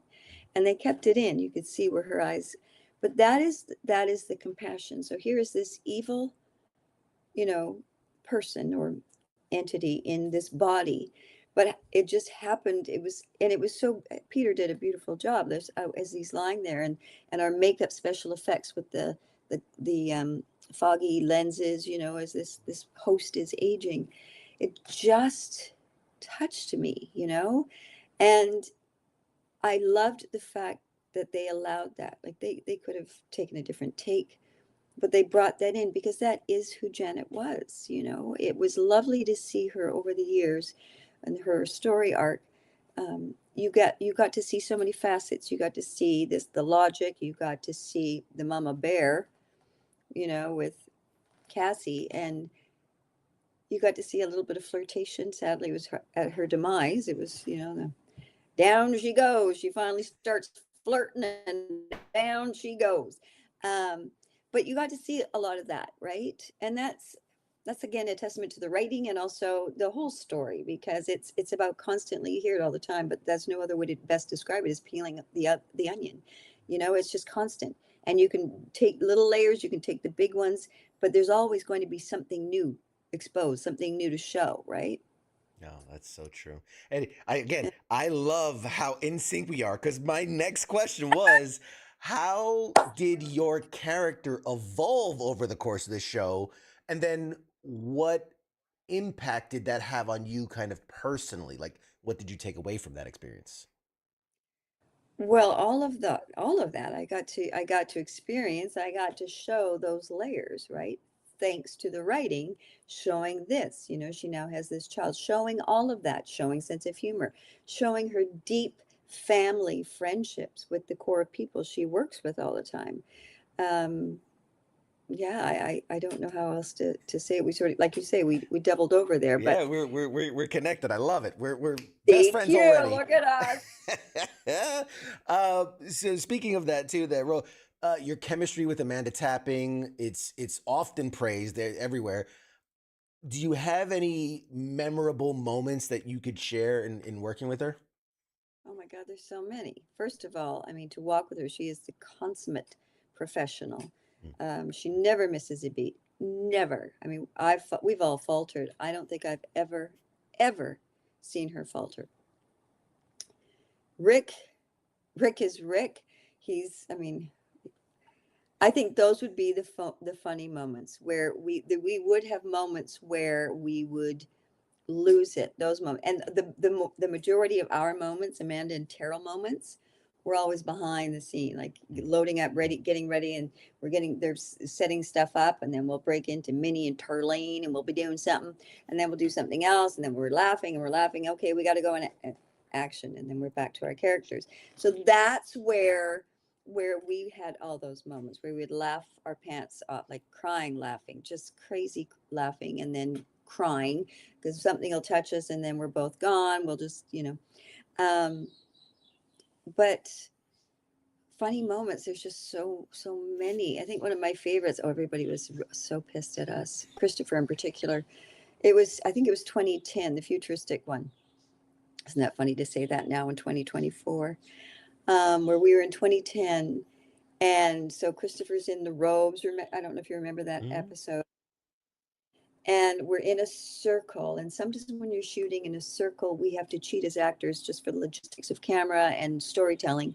You have to cheat eye lines. So I might be talking to you, here we are really talking, but I have to look over here for a proper eye line. So I forget the character's name, he came in a certain way, but I had to pretend he was coming in from here. And then when we were able to shift around, then I could see that it's all, I'm getting into the technical stuff, but it was late at night. We were roasting. We were so hot. Late at night never works, right? It's just, and so I I looked at the real actor. So I'm supposed to be looking here, but then he came in here, and so I was like that, but losing it. I forgot that I went like this. Oh, during the scene. Oh, and then turned over here because I had to see him here, and then I went, and then I had to stop, and I'm trying to pull it together, and then I hear Amanda go like this, and the dialogue's still going on. I'm going this. The next thing I know, we are tears streaming down her face. Christopher's like, are you trapping in these robes? Because he had all this layers of material. This poor man was dying. He was so hot.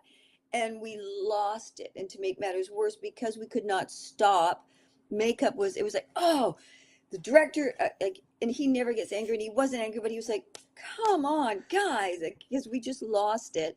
Then we had to go and have full makeup. The more they're trying to put makeup on, the more we're still laughing. We finally got the scene done, obviously, but yeah, those are the kind of moments where we were gone. Mm. Yeah. It's funny. I equate that a lot to like my military experience where I go, oh yeah, I served in combat and things like that. And a lot of times, a lot of that stuff fades, but it's those moments in between things where so and so shaves his head off and another guy tackles this guy, and it's just it's the pauses between moments that kind of linger, the You camaraderie of just it. nailed it in such a beautiful way. It's the pauses between those moments. Bang Yes, on, yes. CQ, bang on. Oh, it's beautiful. Right? Man, we're running short on time. I gotta get so much out of you. Do a part two. We have to do a part Oh, two, buddy. absolutely, without a doubt. X-Files, Babylon 5, Supernatural. You've been a part of so many iconic sci-fi shows. What is it about that genre that captivates you the most? I'll be honest, I think it's for a long period of time, going back years, where it was very fitting to shoot sci-fi in Vancouver. We tend to have, it's Pacific Northwest, like Seattle, so you get a lot of that mood. The mood is already pretty much set. Um, and just there was a lot of shows that were filming, and I just happened to have been very blessed to go and audition and in turn, book some parts on them. So that's basically all it is for me. Is it a thing that I was drawn to? Oh, heck yeah. I grew up watching when I was a little girl. I can honestly say that because I was little, watching the original Star Trek because I absolutely fell in love with it and created my own world, created my character. I was, Princess Zara from the planet Zarkon. I can still remember. And even as a kid, I know you're like, oh, I've got so many questions. Stop rambling. But I have to tell you, even as a Please. little girl, I was like, I was already thinking like, the camera people, like the producers, the networks, because I was going, okay, I need to have a blonde, I need to have a redhead, and I need to have a brunette. I'll be the brunette, and so I can't have the competition of more brunettes. So I was going to have the redhead and the blonde, and then I, of course, had to have James T. Kirk. That was going to be my love interest, and then Spock had one, and then Bones had one. So I had it all covered, and my Princess Zara was from the planet Zarkon, but when I cried, CQ, diamonds. I cried diamonds. Wow. Yeah. So I Hmm. could pawn them off the next planet. But anyway, no, I'm kidding.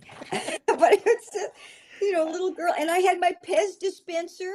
You ever remember Of Pez? course, of Probably not, course. but okay. And so I'd lift open my Pez dispenser and I'd go, Jim. And that was The my the what do they call communicator. them? Yeah. Yes. I mean, I'm telling you, like it was vivid. So there you go. Where does it come from? I think also that's just a part of me. That's I lived for that show. Oh man, that's awesome. I love it. Most little girls are playing Barbies and whatnot, and you're over here shooting episodes of Star Trek in your bedroom. Yeah, yeah, right. With planets. Oh yeah, all the planets. I love it. Yeah. I love it. And by the way, ramble as much as you want. My God, the stage is yours. I find this honestly the most fascinating. I love doing this because I love to get to know the people behind the characters. And I said I'm the weirdo that like, yeah, I buy the DVD, but then I watch like the director's commentary and I watch the Right. making of and the featurette, because the behind the scenes stuff that we don't get to see, I find more fascinating most times than the end product. Because it's just, I mean, you live a whole world different than the rest of us. You get to play in the fantasy land and do all that stuff, and we never get to see it. So that's so cool. But thank you for sharing. Oh, Uh, you're welcome. I mean, there's so many good things. I mean, you've been a part of the Good Doctor since 2017. How has that experience been for you? I know your character has evolved over the seasons. I mean, tell us a bit about it. No, I loved it. I remember auditioning for that and finding out that I got this part of the anesthesiast. and not knowing, well, she might pop up, we don't know, and then being able to be a part of it. And I love, again, there was still that connection to Janet, right? Because it's medical. So I felt so comfortable around doing the business, and the cast was just, oh my gosh, amazing. The cast was amazing. We'd have all these beautiful, fabulous directors, producers, the writers. Again, they truly had such a wonderful family unit as well. So it was an honor to be a part of that show. I'm very sad that it's done now. It's yeah, Yeah, but another great show. And the great character time. to bring in a character in neurodiverse character who I just was so moved by that, because that needs to be seen. It needs to be seen so people can realize, hey, okay, I can do what I'm called to do and what I need to do. I Absolutely. just kudos to the creators, right? It was Yeah. just a great show. Diversity is, I think, a very important thing. Not everybody, looks the same. Not everybody acts the same, and the more inclusivity we can have, and the more diversity we can have, and show, different people's experiences and what it's like. I think the more authentically you can show it, obviously not some type of Yeah. stereotype, but authentically show the real experience. And I think that is so important. So thanks to people like you who speak and do these roles and bring awareness to these characters. I think is such a huge thing. Another favorite of mine. I mean, you have appeared in Upload, and we've had Robbie Amell on the show. We've had Kevin Did Bigley. you? We've had Kevin Bigley on the show. We love them. They're hilarious, funny guys. I can only imagine that working on a set like that, again, another sci-fi, but that it must have been quite an experience. I mean, is there any unique memories you have coming off that set? Just joy. I mean, how can, and then, again, such a fabulous creation, like to go to these places, and the humor, the writing was brilliant, and then executed by fabulous, as you say, fabulous actors, and there was the openness to like we would ad lib things, and then you'd hear the writers at Video Village and creators laugh, and they go, yeah, keep that in, keep it in. And then it was like a mutual thing, like different things were thrown into the mix to try to see what's going to work. So it was a whole, you were a part of it. Excuse me, a part of it. And it was so different, right? It was so different. I loved it. I mean, I can still see him in those shorts, when he's on the other side, and there's his uncle's getting shit faced, and it was just brilliant. I'm so again grateful that I got to be a part of it. Yeah. I love Robbie's great. I feel like the show got cut short. I mean, I can go in a whole tirade on that. Not fair. We needed more of you, and we needed more of the show. Maybe one day. That would be nice. Maybe. So you've been in, I mean, numerous Hallmark movies, A Bramble House Christmas, Sweet Carolina. I mean, I think I saw somewhere it was like you've been in like 13 Christmas movies or something like that. I mean, what is it that you enjoy most about getting to work on those kind of like feel good projects? Because it's a happy ending every single time. It is a happy ending.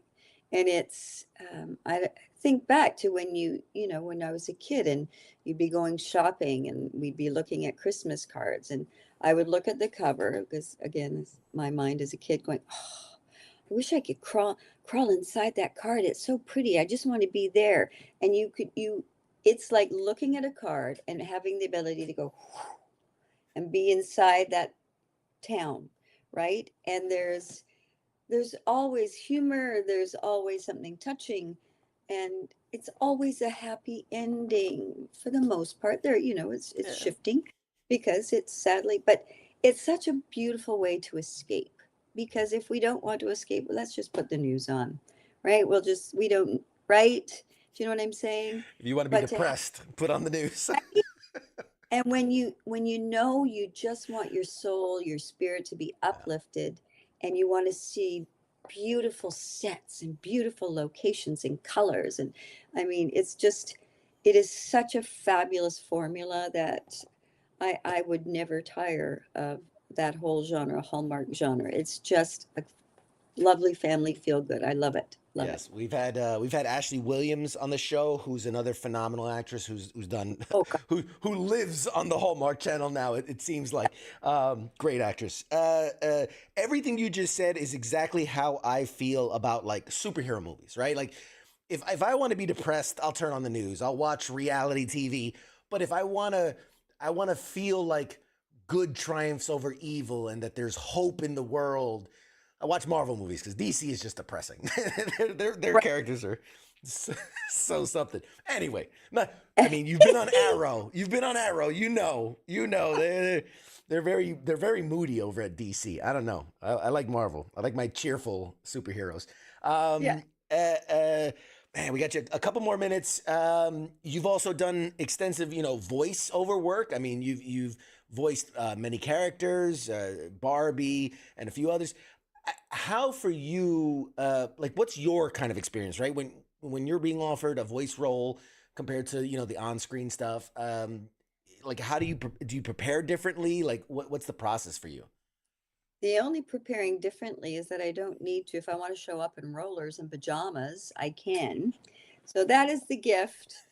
Um, doing voice work is probably one of the most favorite things for me because again, it was different when COVID was happening because you were in sync, but yourself. But it's like doing a play reading essentially, right? And we all sit in a circle, but what nobody is aware of, to me, I have uh, again the utmost respect for the regular voiceover actors because they can pull out a voice that you think, how the hell did you get that out of your because you know how that person sounds. And then you just all of a sudden you don't even see them anymore. You see, like I'm talking about a woman, all of a sudden she's playing this boy and all I see is this teenage boy and it's a grown woman with kids of her own. And I don't have that. I've never been that type of, I love, I tend to, I mean, I still have fun characters that I play, but not that we're pulling out a South African accent, an Aussie accent, Kiwi accent, like the minute accents that, everybody pulls off different other ones that are like generic-y. Well, I don't mean that in any disrespect to various accents, by the way. But you know what I mean? The subtleties of the in-betweens. And they just pull them out. And I will sit there going, oh my gosh, you guys are phenomenal. But it's the in-between when we're all sitting. And then they'll take a break. And so, we're just, and then you listen to them rap. It's like nonstop comedy. And it goes on a roll. And then they're one-upping. And then some other accent will come in. And literally, there's been times where I have lost it and literally gone, guys, seriously, I have to go to the bathroom. I'm peeing here. I've got to, because they're like, oh, we lost Teryl because they're so brilliant. It's just, they're so good. So that is the experience. Again, it's just having that beauty of being whatever you want to be, being as big, as big, as big as you want to be, because it's a celluloid character. And it's just, what can I say? That's It's, beautiful. yeah. Like I agree with you. Everything, we love having our voice actors on, Billy West and Rob Paulson and all these guys Oh, who are yeah, just you're the best there. Oh my gosh. legends in the industry. Yes. I, Yes. I'm not gonna lie. I met Jim Cummings at a convention, and we started talking. And I said, no, I grew up on your voice. I grew up on your voice. And he goes, oh, which? I said, well, man, my favorite of all time was Darkwing Duck. And he slips into it. And when I tell you, I almost started crying. Never has happened before.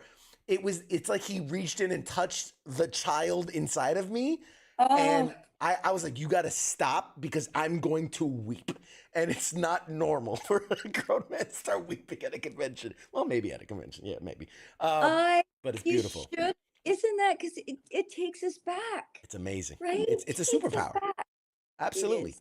Yes, it is. Last question here before we let you go. You've played such a wide range of characters in your career. Is there any dream role that you haven't gotten to do yet? Is there a genre, a type of character, like, something out there that you're just dying to get a shot at? Oh my gosh. I have been really blessed, haven't I? Like really a nice nice amount of characters. What haven't I played? I mean, I have played bad people. I love playing the baddies. They're fun to play. Um, and you know what I flash to is a type of show that I don't watch because I'm so sensitive. I'm certain there's certain shows where I just can't watch, but like a Game of Thrones kind of thing, like that kind of fantasy. Um, Something like that where it's just this different and where I'd have to get really deep and really work on an accent and be constantly in. I just think, oh my gosh. I mean, I played that type of role in Shakespeare. I played some evil characters.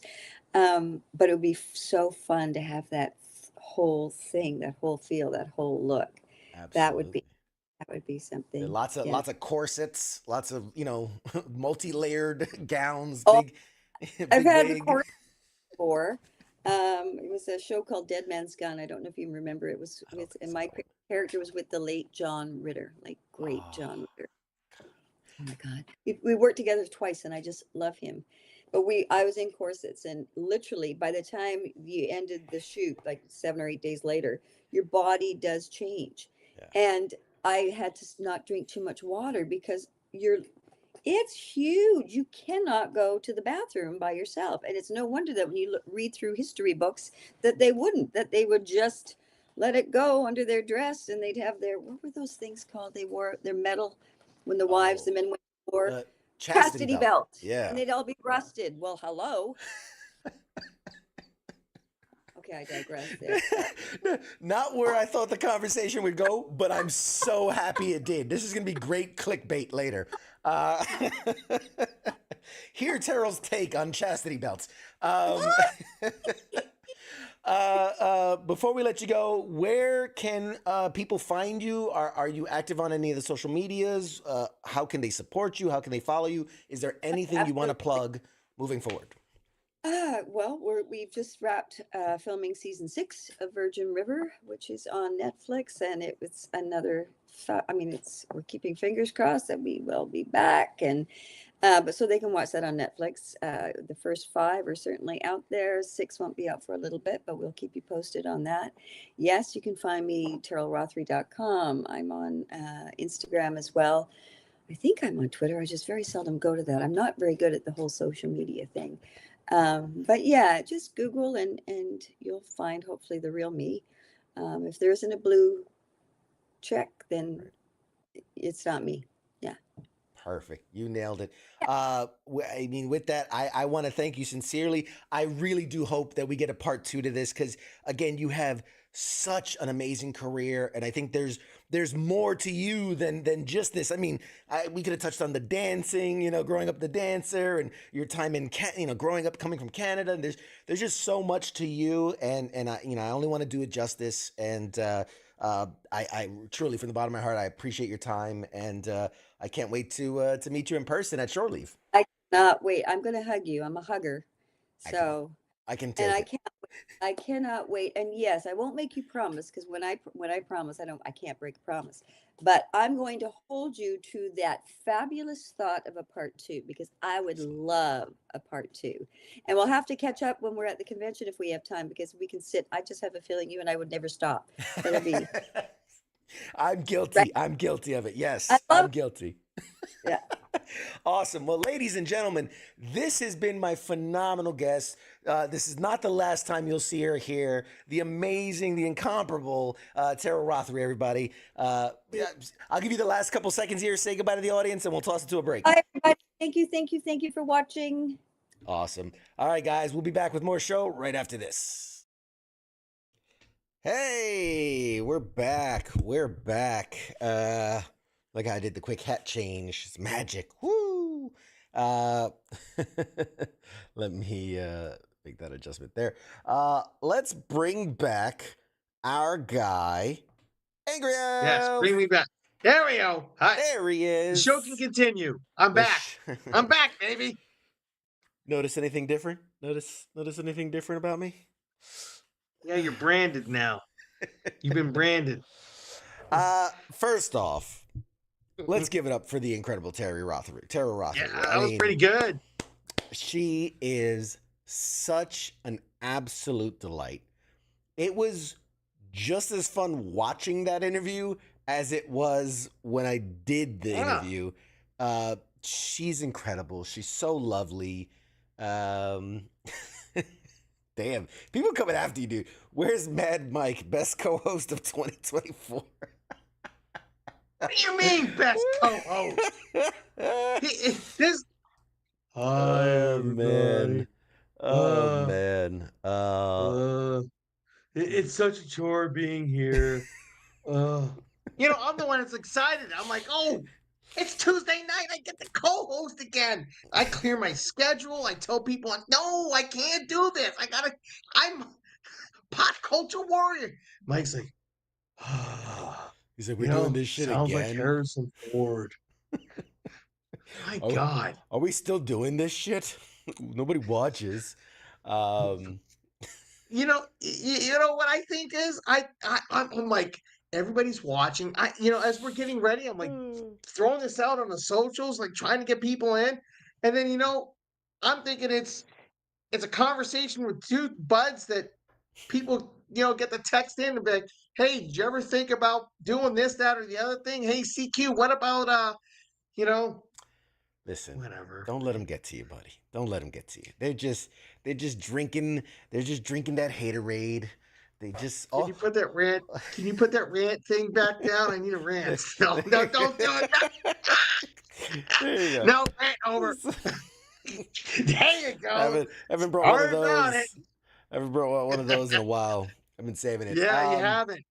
All right. Yes, Tara was amazing. I look That was forward amazing. to having her again and being able to sit down for the full hour. She was so sweet.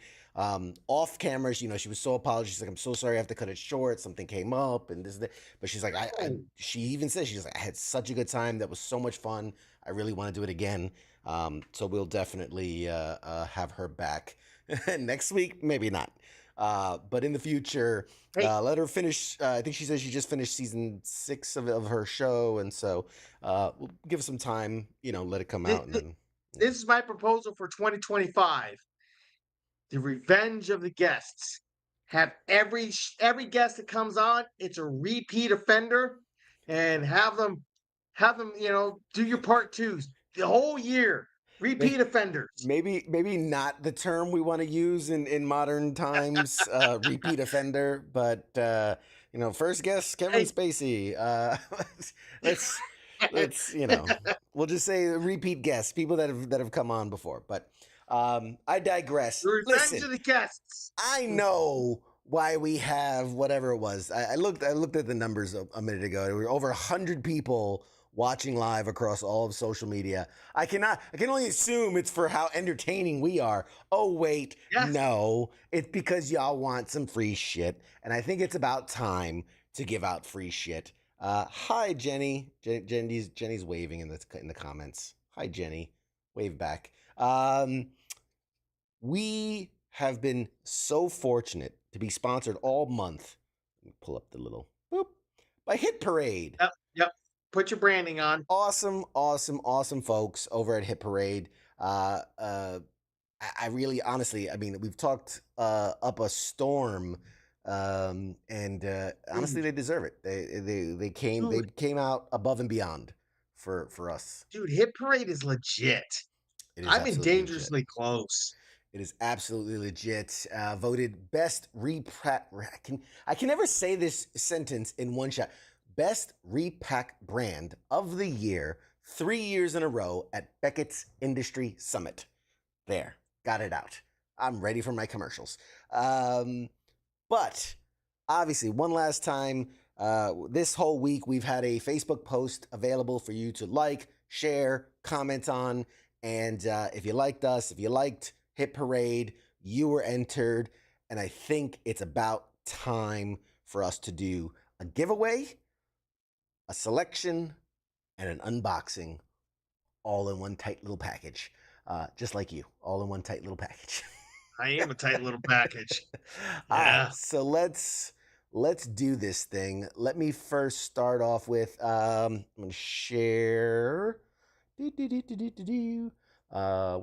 my button? Where's the button? There's the button.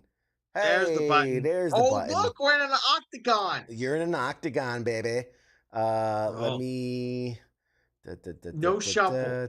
No shuffle. I'm No just shuffle. tapping the deck. No. Can't. You got to shuffle. So, again, because I'm all about transparency, if you look at the list of people, it's a much bigger list this month.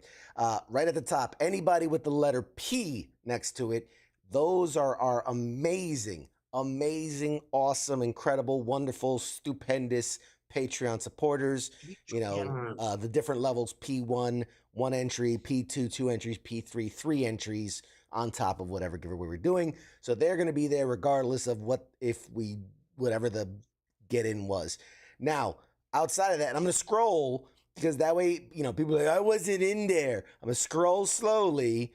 And then afterwards, you can freeze frame it, find your name. And if your name wasn't in there, then that means you didn't do the steps correctly. That's your problem, not mine. Hey, I did the steps correctly. I tagged my best bud, Mike Carasquillo, and somebody called me out on it. Hey, well, as long as you did it, you were approved or not approved, your names will be here. Somebody called me out.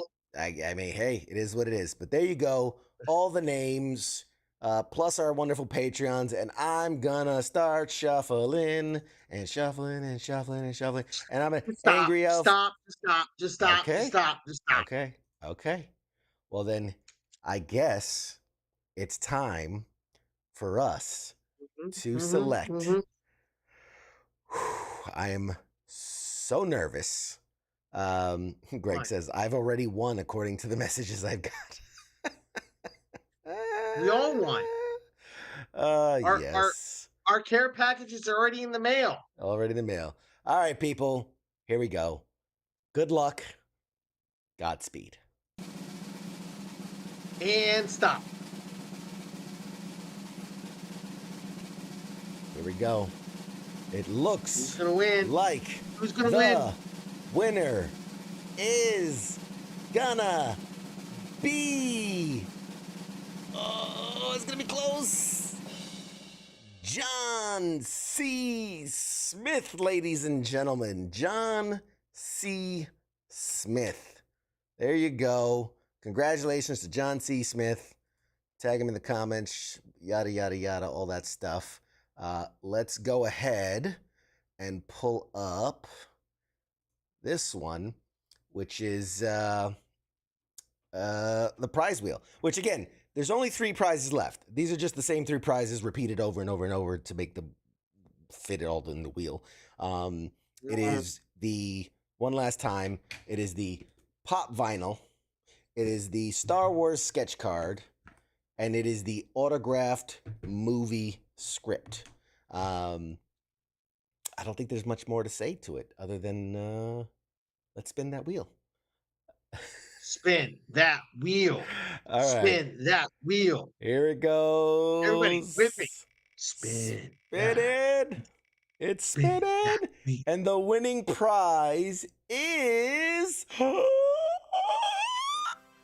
Oh, that was razor close. The Star Wars Premium Sketch Card Edition Super Duper Amazing Prize Pack. Yay. All right. Now, last week there was like, what, 3 items in the box? There was 4. 4. Because the Marvel. How many? So there was autograph script, Star Wars, pop, and then the Marvel prize. No. When you opened the box, there was like 3 items. Oh, when we opened the box, there was 3 items. Yes, there was. Let's see. I'm gonna use my handy dandy Hit Parade box. I don't know if they sell these, man. That would be crazy if they sold these. But all right, here you are, as everyone can see at home, still wrapped in plastic. Still, I like it. I want to see what's inside. No tamper. You're killing me. Evident. You know, I like to show. We'll do this here on screen as best as I can because I gotta try not to cut my fingers at the same time. All right. Yeah, you don't have many left. Joke never gets old. All right, that tape is like really okay. There it goes. There that goes. I didn't ask you about your 4th of July. Obviously, you made it out. Yeah, it was close one, but we made it, man. We made it. We're doing all right. Yeah. All right. Yay! is it? What is it? Alrighty. Of course, I get to be the first one to see. Let's opening it carefully. Was there a little bit of a hiss? And it's a Darth Vader. So this was box number 59 of 100. And first If thing only it was 10 more. 10 more. That would have been epic. What do you got? What do you got? Interesting. It is one. Is it a piece? It is one. It says here on the back, Star Wars The Empire Strikes Back. Congratulations. You've discovered a Star Wars black and white sketch card featuring characters and scenes from Star Wars. And then it's signed or printed and signed by the artist. And the card looks like this. There you go. That is an original art card of Han Solo, it looks like, right? Am I crazy? But that's Han Solo. Like, it's like You're crazy, but that is Han Solo, yes. And then on the back, there's what it says. And it's signed by the artist. And there you go. That is your Star Wars 1 of 1. 1 of 1. It's the only one in existence. It's an original art piece from Star Wars. Congratulations to John C. Smith. And once again, thank you to Hit Parade for being so awesome. And we are going to, man, I'm going to start the bidding at $2. $2.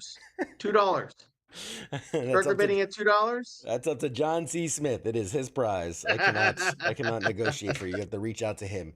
But now that means we have left the pop vinyl autographed and the movie script autographed. So if you would like to participate in the next giveaway, which will be happening next Tuesday, which is what, July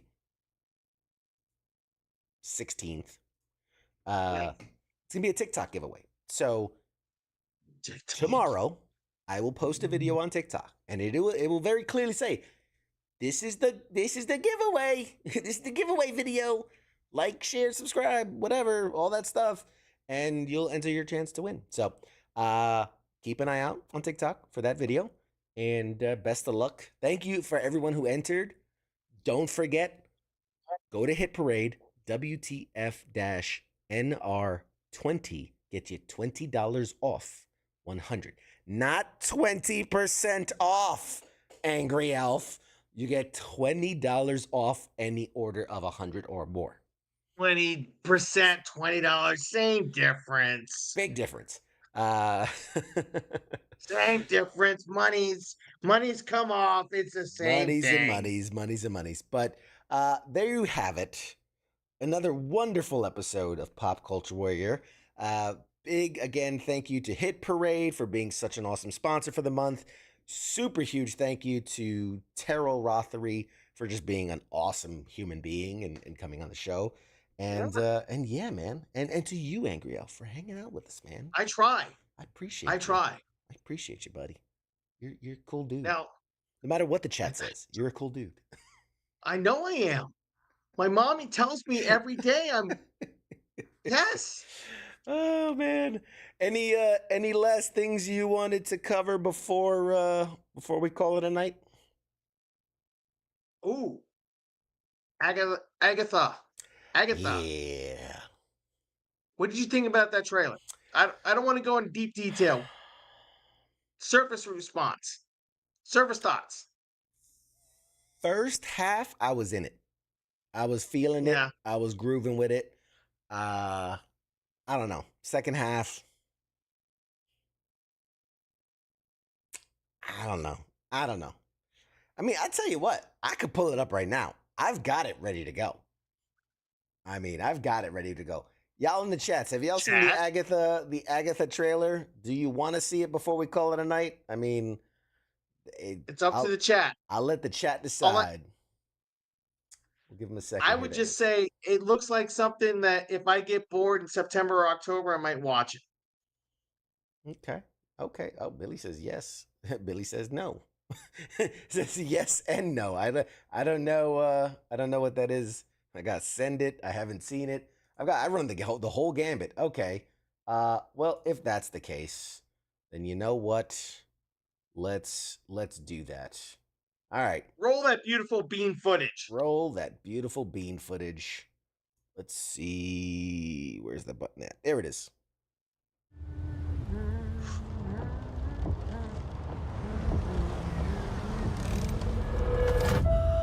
Another beautiful day. Surprised to see you out here, Detective. Jane Doe. Found her down here by the water. Cause? Blunt force trauma. What happened to you? I have a lead in the case, but I can't shake this feeling I'm seeing it wrong.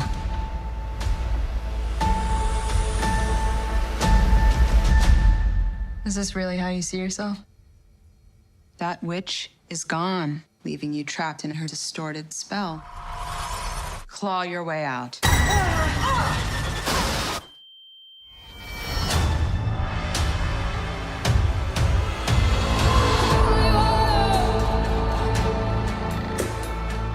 I miss the glory days. She took every bit of power I had, but I can beat that witch again. Well, the gang's all here. Let's hit the road.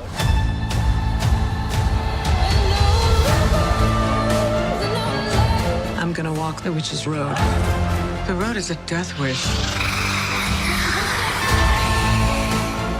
Join me.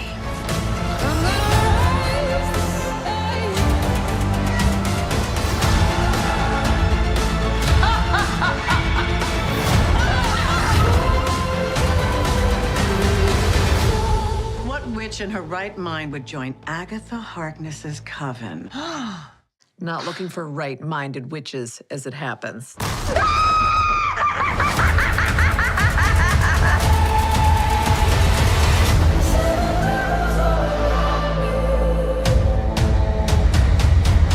Sweetheart, you okay? Oh my God! Whoa! What's she doing? Where's she going?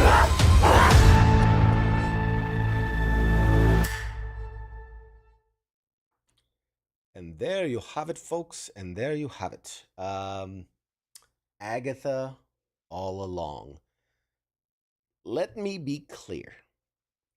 I like Catherine Hahn as an actress. I Yes. like Aubrey Plaza. Really like Aubrey Absolutely. Plaza as an actress. Yep. I don't know. I like the fact that they're kind of leaning into, like, hey, there you go, like Dever says, dark. They're leaning into because this is going to come around like Halloween time, it's like September, October.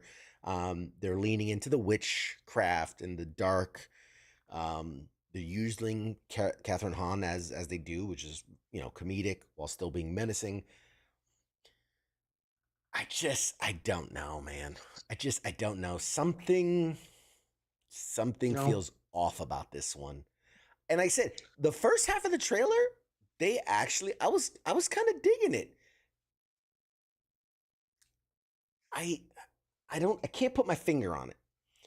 I think if they would have took this movie similar to what they did with WandaVision, right? But instead of going through the ages of sitcom TV, Mhm. put a spin on it that she's like, she's trying to get out of this hex, and because of the way it touched her, like, we obviously start out where she's in like a detective show. It's like that's Right. the feeling is that she's in a detective show. Yeah. But make that the whole show, the same way that they did in WandaVision, where she's working through different genres to get back to herself. And then you can end the show with her getting kind of back to normal or whatever. But I love, like, one episode she's like on a CSI show, and then another Yeah. episode she's in a, I don't know, whatever. It could be a horror, thing. And but that idea of working through genres, I think I thought that would have been interesting. Who knows? So I I don't mean, know. that may be what they're going for. I don't know. This just The only thing I keep saying is, even though some of the players are really good, who asked for this? Yeah, and when we were just talking that, like, I don't mind serieses Yeah, that um you want to see what the characters are doing between movies, right? yeah. Or series where it's leading somewhere. And Hmm. so I look at Loki, and that's just like, oh, what's this character doing off screen? Yeah, Or Falcon and Winter Soldier, where say, hey, we're building towards the new Captain America and the Thunderbolts and things like that. Okay, I'm cool with that. I'm totally cool with that. This feels, unless it ties in some huge, magnificent way, this just kind of feels like, hey, we had to pay Catherine Hahn a lot of money, so and people liked her character, so let's just do a spin-off series. And it's like, it didn't need to be, you know? unless all the footage we've seen are from like the first two episodes, and somehow, some way, this ties back into Werewolf by Night and the whole horror side of Marvel, and it'll be continued in Blade if it ever gets made. Hmm. Yeah, that's a whole other topic. I think Yeah. this phase of Marvel has been multiversal. And then if you look at things like Werewolf by Night, Moon Knight, there's Mhm. been a big push, even the Doctor Strange 2, a very big push into the occult, right? Yeah. This idea of supernatural forces. So I don't know, maybe that's Who where knows? it kind of ties it, because everything is either occult or multiversal, like every property that's come out this phase. So Yeah. obviously this I falls mean, into the occult category. maybe Ryan Gosling will appear in Agatha all along. Why? You heard the rumors that he's supposed to be the next Ghost Rider, right? Oh my God! Don't buy into all that nonsense. Oh, I don't buy into anything. If the army That's has taught me anything, nonsense. believe nothing what you hear and half of what you see. I That mean, is accurate. but it Um, would be funny if he shows up, or better yet, what if Nick Case shows up? I'm over the rumor mill. Just Oh, about I no, everybody at some point I'm has starting been. rumors. What are you talking about? Okay, I will tell you, I'm in Deadpool and Wolverine. Jesus, God, I make a cameo appearance. I have a Deadpool variant and a Wolverine variant. Yeah, yeah, it's Sweet. I'll be buying next week, and I'll have you sign my underwear. there you go. All right, ladies and I, Jessica Alba should be the next Ghost Rider. I mean, I'm not mad at it. I'm not mad at it. I'll take it. if Jessica she's in Alba was that talking Princess about. Leia bikini, sure. Yeah, she was talking about rebooting Dark Angel. Remember Dark Angel? Yep. Oh my God! Like, why? Why does they? That was fine for the early 2000s. It doesn't need to be out now. No, It doesn't. no. I mean, the first season was great. The second season was hot Yeah. tilapia in the freaking like microwave. like most shows, they blow their load on the first season and they have no idea where to go. Yeah. Um, real quick, let's do a quick reminder for the folks who maybe this is your first time joining us, or you're kind of new to this whole thing of what's going on.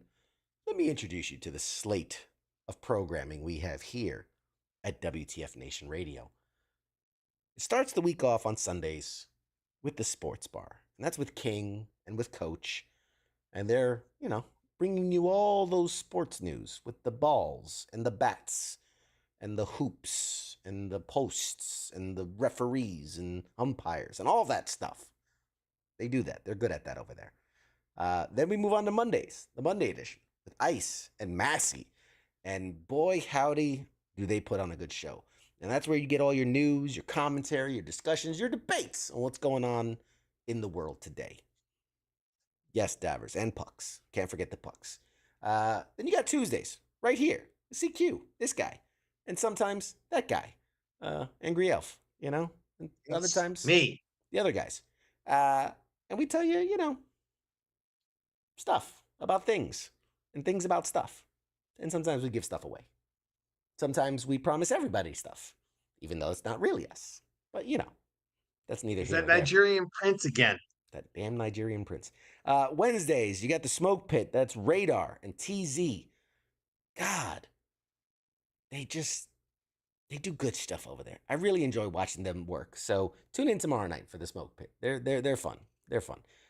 Thursday nights, Sergeant's Time. Ice and Spanky bringing you all your military news for all y'all that are still in. That's where you want to go. You want to bitch? That's where you bitch. Want to talk about your leadership? Want to talk about your peoples, your units, what's going on? That's your place. Find out. Fridays, and we've got to update this slide deck here, but Kaz has taken some time off, and so Friday Night Freedom is on a hiatus. In its place, every other Friday, we're bringing you FTX, the Friday Tabletop Exercise. And I bring the guys over. We go into the FTX studios and we play board games and card games and dice games. And we just sit around, shoot the shit, and we talk with the audience live. And it's a bunch of vets drinking, laughing, having a good time. You should check us out. We're a lot of fun. And then also not on the list, Saturday nights, we've got weekend co-ops with Nemo. And basically he plays online video games, co-ops, playing with other people, talking about all nonsense and having a good time, playing some games, talking to the audience, talking to whoever he's playing games with, talking about mental health resources and all types of things. And Scott says CQ's casually taking over WTF Nation Radio. First Tuesdays, now Fridays, and pretty soon the rest of the week. It's just gonna be all CQ all the time. Anyway, sorry, lost myself there for a second. Wait. Does anybody have a problem with that? I mean, can you imagine CQ? Imagine all the giveaways. Imagine giveaways No, every day I'm not of the talking week. about the giveaways. I'm just talking about CQ. He never sleeps. He just does, he's constantly broadcasting. 24 hours a day. It's now just the Truman Show, but it's CQ. It's just I'll have cameras throughout my house, and you can just watch me. Oh, as no, I no, do no, all the no, no, things. no. We're going way too far with that. No, not. You're There's certain welcome. parts of your life I don't want to see. Oh man. Dude. Alrighty. Anywho's Hey. I think. What's up? You need a book. FTX, August 9th is happening. Join us Sunday, Church with CQ. Praise the CQ. You said August. August 9th. I'm darkening your doorstep. Oh, yeah, that's an FTX night, man. Bring it. Okay. Pick your best game. Let's play a good one that night. I'm coming. I'll bring the All of goodies. the ones we play are a good one. I mean the best of the best. The best of the best. We can do like a fan vote. People that have watched so far, which one they've liked the most watching us play. Because I've enjoyed every game we've played. They're just different styles. You know what I mean? There's more battling. There's more resource gathering. There's more pure luck involved. There's more skill involved. But Dever says James Bond 007 multiplayer. That is a good one to bring up for. I'm torn because that's a weekend co-op kind of thing because it's a game. But I mean, it is you get guys together and do like a split screen, session that's more of a head to head. I don't know. We'll figure it out. Your mouth to God's ears. We'll figure it out.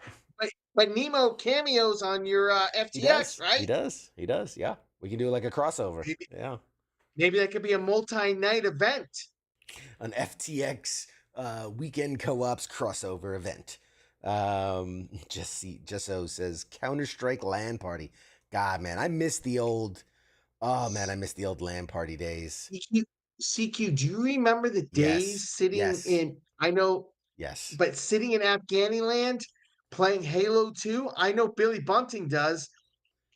Yes. Playing Halo on LAN. There may have been a controller or two broken playing those Good old games. memories. Good old days. Oh, Halo. God bless. It's just not the same. I tried to play Halo the other day. I'm like, it's just not the same. It's just not the same. Play classic Monopoly. Whew. You want to see a bunch of old vets that are drinking get into a fist fight? That is a surefire way to get it done. I Yeah. was gonna say, hey, leave your guns at the door. That's when I'm like, and this murder is sponsored by Hit Parade. Hey, Anyway. no, leave that at the door. All Mrs. right. CQ will be the bouncer. She will be the one that frisk us. Yes, everyone gets a pat down. All righty. Hey, this has been a lot of fun. We've kept you here long Yes. enough. I appreciate all you for watching. Stay tuned. Man, so much. I've had emails come in while we've been live where I'm like, ooh, I can't wait to announce that. We'll talk offline. Me and you will talk offline. But stay tuned. Great guests coming up. 2 more weeks of fabulous prizes. Some might say the best prizes are remaining. The Pop Funko and the I autograph want that script. I mean, it's someone's there. It's anybody's guess what it is. Is it Joseph? There you go. There's Nemo in the chats. He says weekend co-ops exist because I miss those old LAN parties. There you go. Yeah, Nemo, we gotta do it, man. We gotta do it. We've got some conventions coming up. We've got Shore Leave coming up. We've got San Diego Comic-Con coming up. I will be live at MGS Con in Long Beach, California. That's coming up. New York Comic-Con coming up. We have got massive coverage. We have massive news to announce. When I say our fall slate of guests is probably going to be the best collection of guests we've had in a season ever. So, hey Nemo, if you're out there, Scott's asking for the Discord for the co-op, man. Drop it in the chat so people can find it. And Max and Me signed by Paul Rudd. That's adorable. That's the script. It's gonna be Max and Me signed by Paul Rudd. I would take it. I'm a big Paul Rudd fan. I like it. Alrighty. Have I forgotten anything else? I don't think so. We could talk for hours about nonsense. Do you have the Comic-Con of my face on your list? I'm just gonna. I think that's a good place to end it. I think the audience is getting Anyway, delirious. Goodbye, nurse. All right. Hey, Angry Elf, any last final parting words for us before we cut it off for tonight? Don't eat Cheetos and beat off because you turn your dick orange. Outstanding. All right, guys. We will see you next week. Shots.